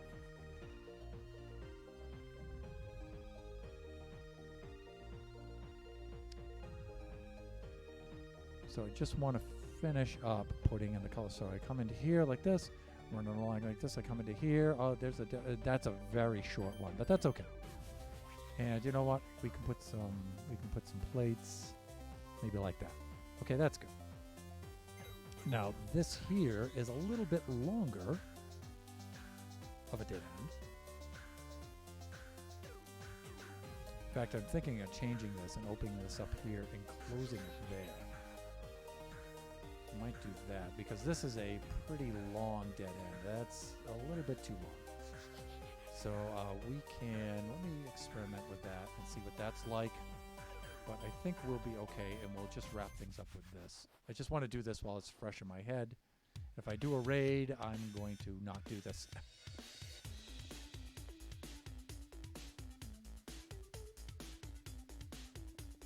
So maybe I'll make some sort of change like that.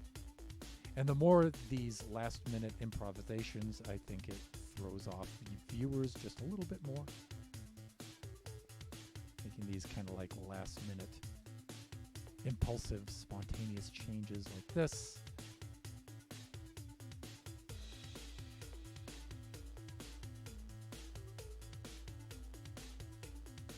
Alright, so we come barreling on down the main track here. You could go here. You can see that's a dead end like that.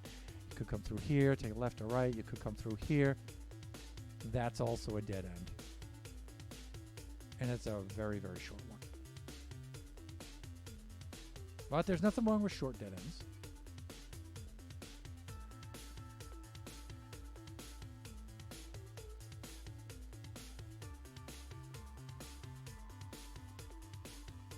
But since this doesn't break off anywhere else, the dead end actually starts back here, like this.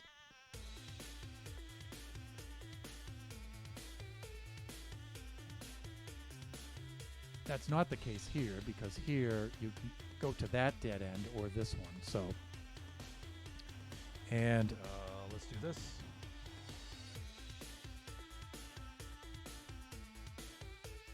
Again, you know, you can put one right there and maybe one there. I'll back it up a little bit like that. Like, is that close to the mechanism? Yeah, that's a little too close right there. I think that's fine. Okay, so you come barreling through here like this. Actually, you come running down here like that. You can see that's a dead end. That's a very short one. You could go down this dead end like this. You see there's a button there. Great, great, great. Okay, I like that a lot. I like that a lot. Okay, so we have 4 Ravager stations and 4 dispensing stations. We'll call that dispenser stations. So we have that. All right, with that, I would like to wrap up our stream. And let's see.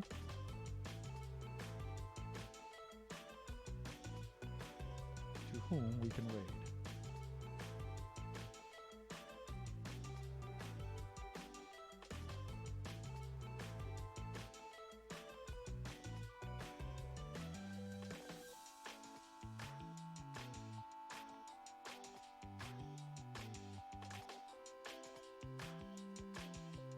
Right.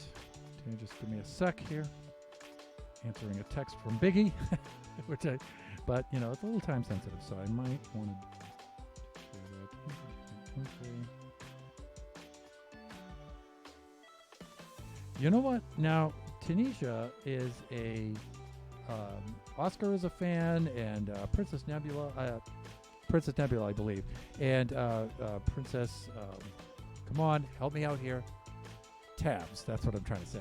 And so they're regulars of Tanisha's stream. I haven't rated Tanisha before, so I think I'm going to do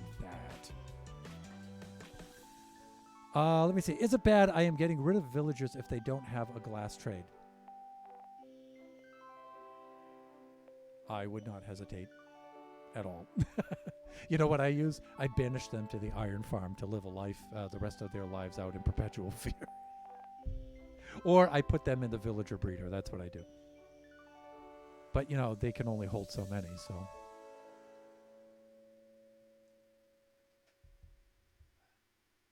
There we go. Okay, so let's set this up right here.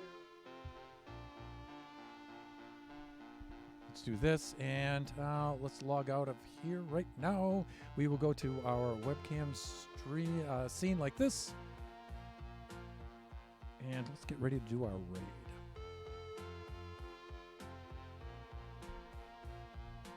So first and foremost, there is our raid message. You can copy and paste that into the chat if you would like to join us.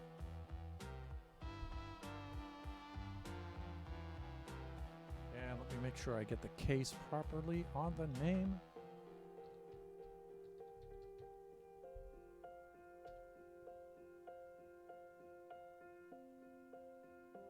I thought I did that. Oh, raid command, I need a space in betwixt. And there we go. Okay, we are all set to raid. Thank you, everybody. Our next stream will be Thursday, 4 to 6.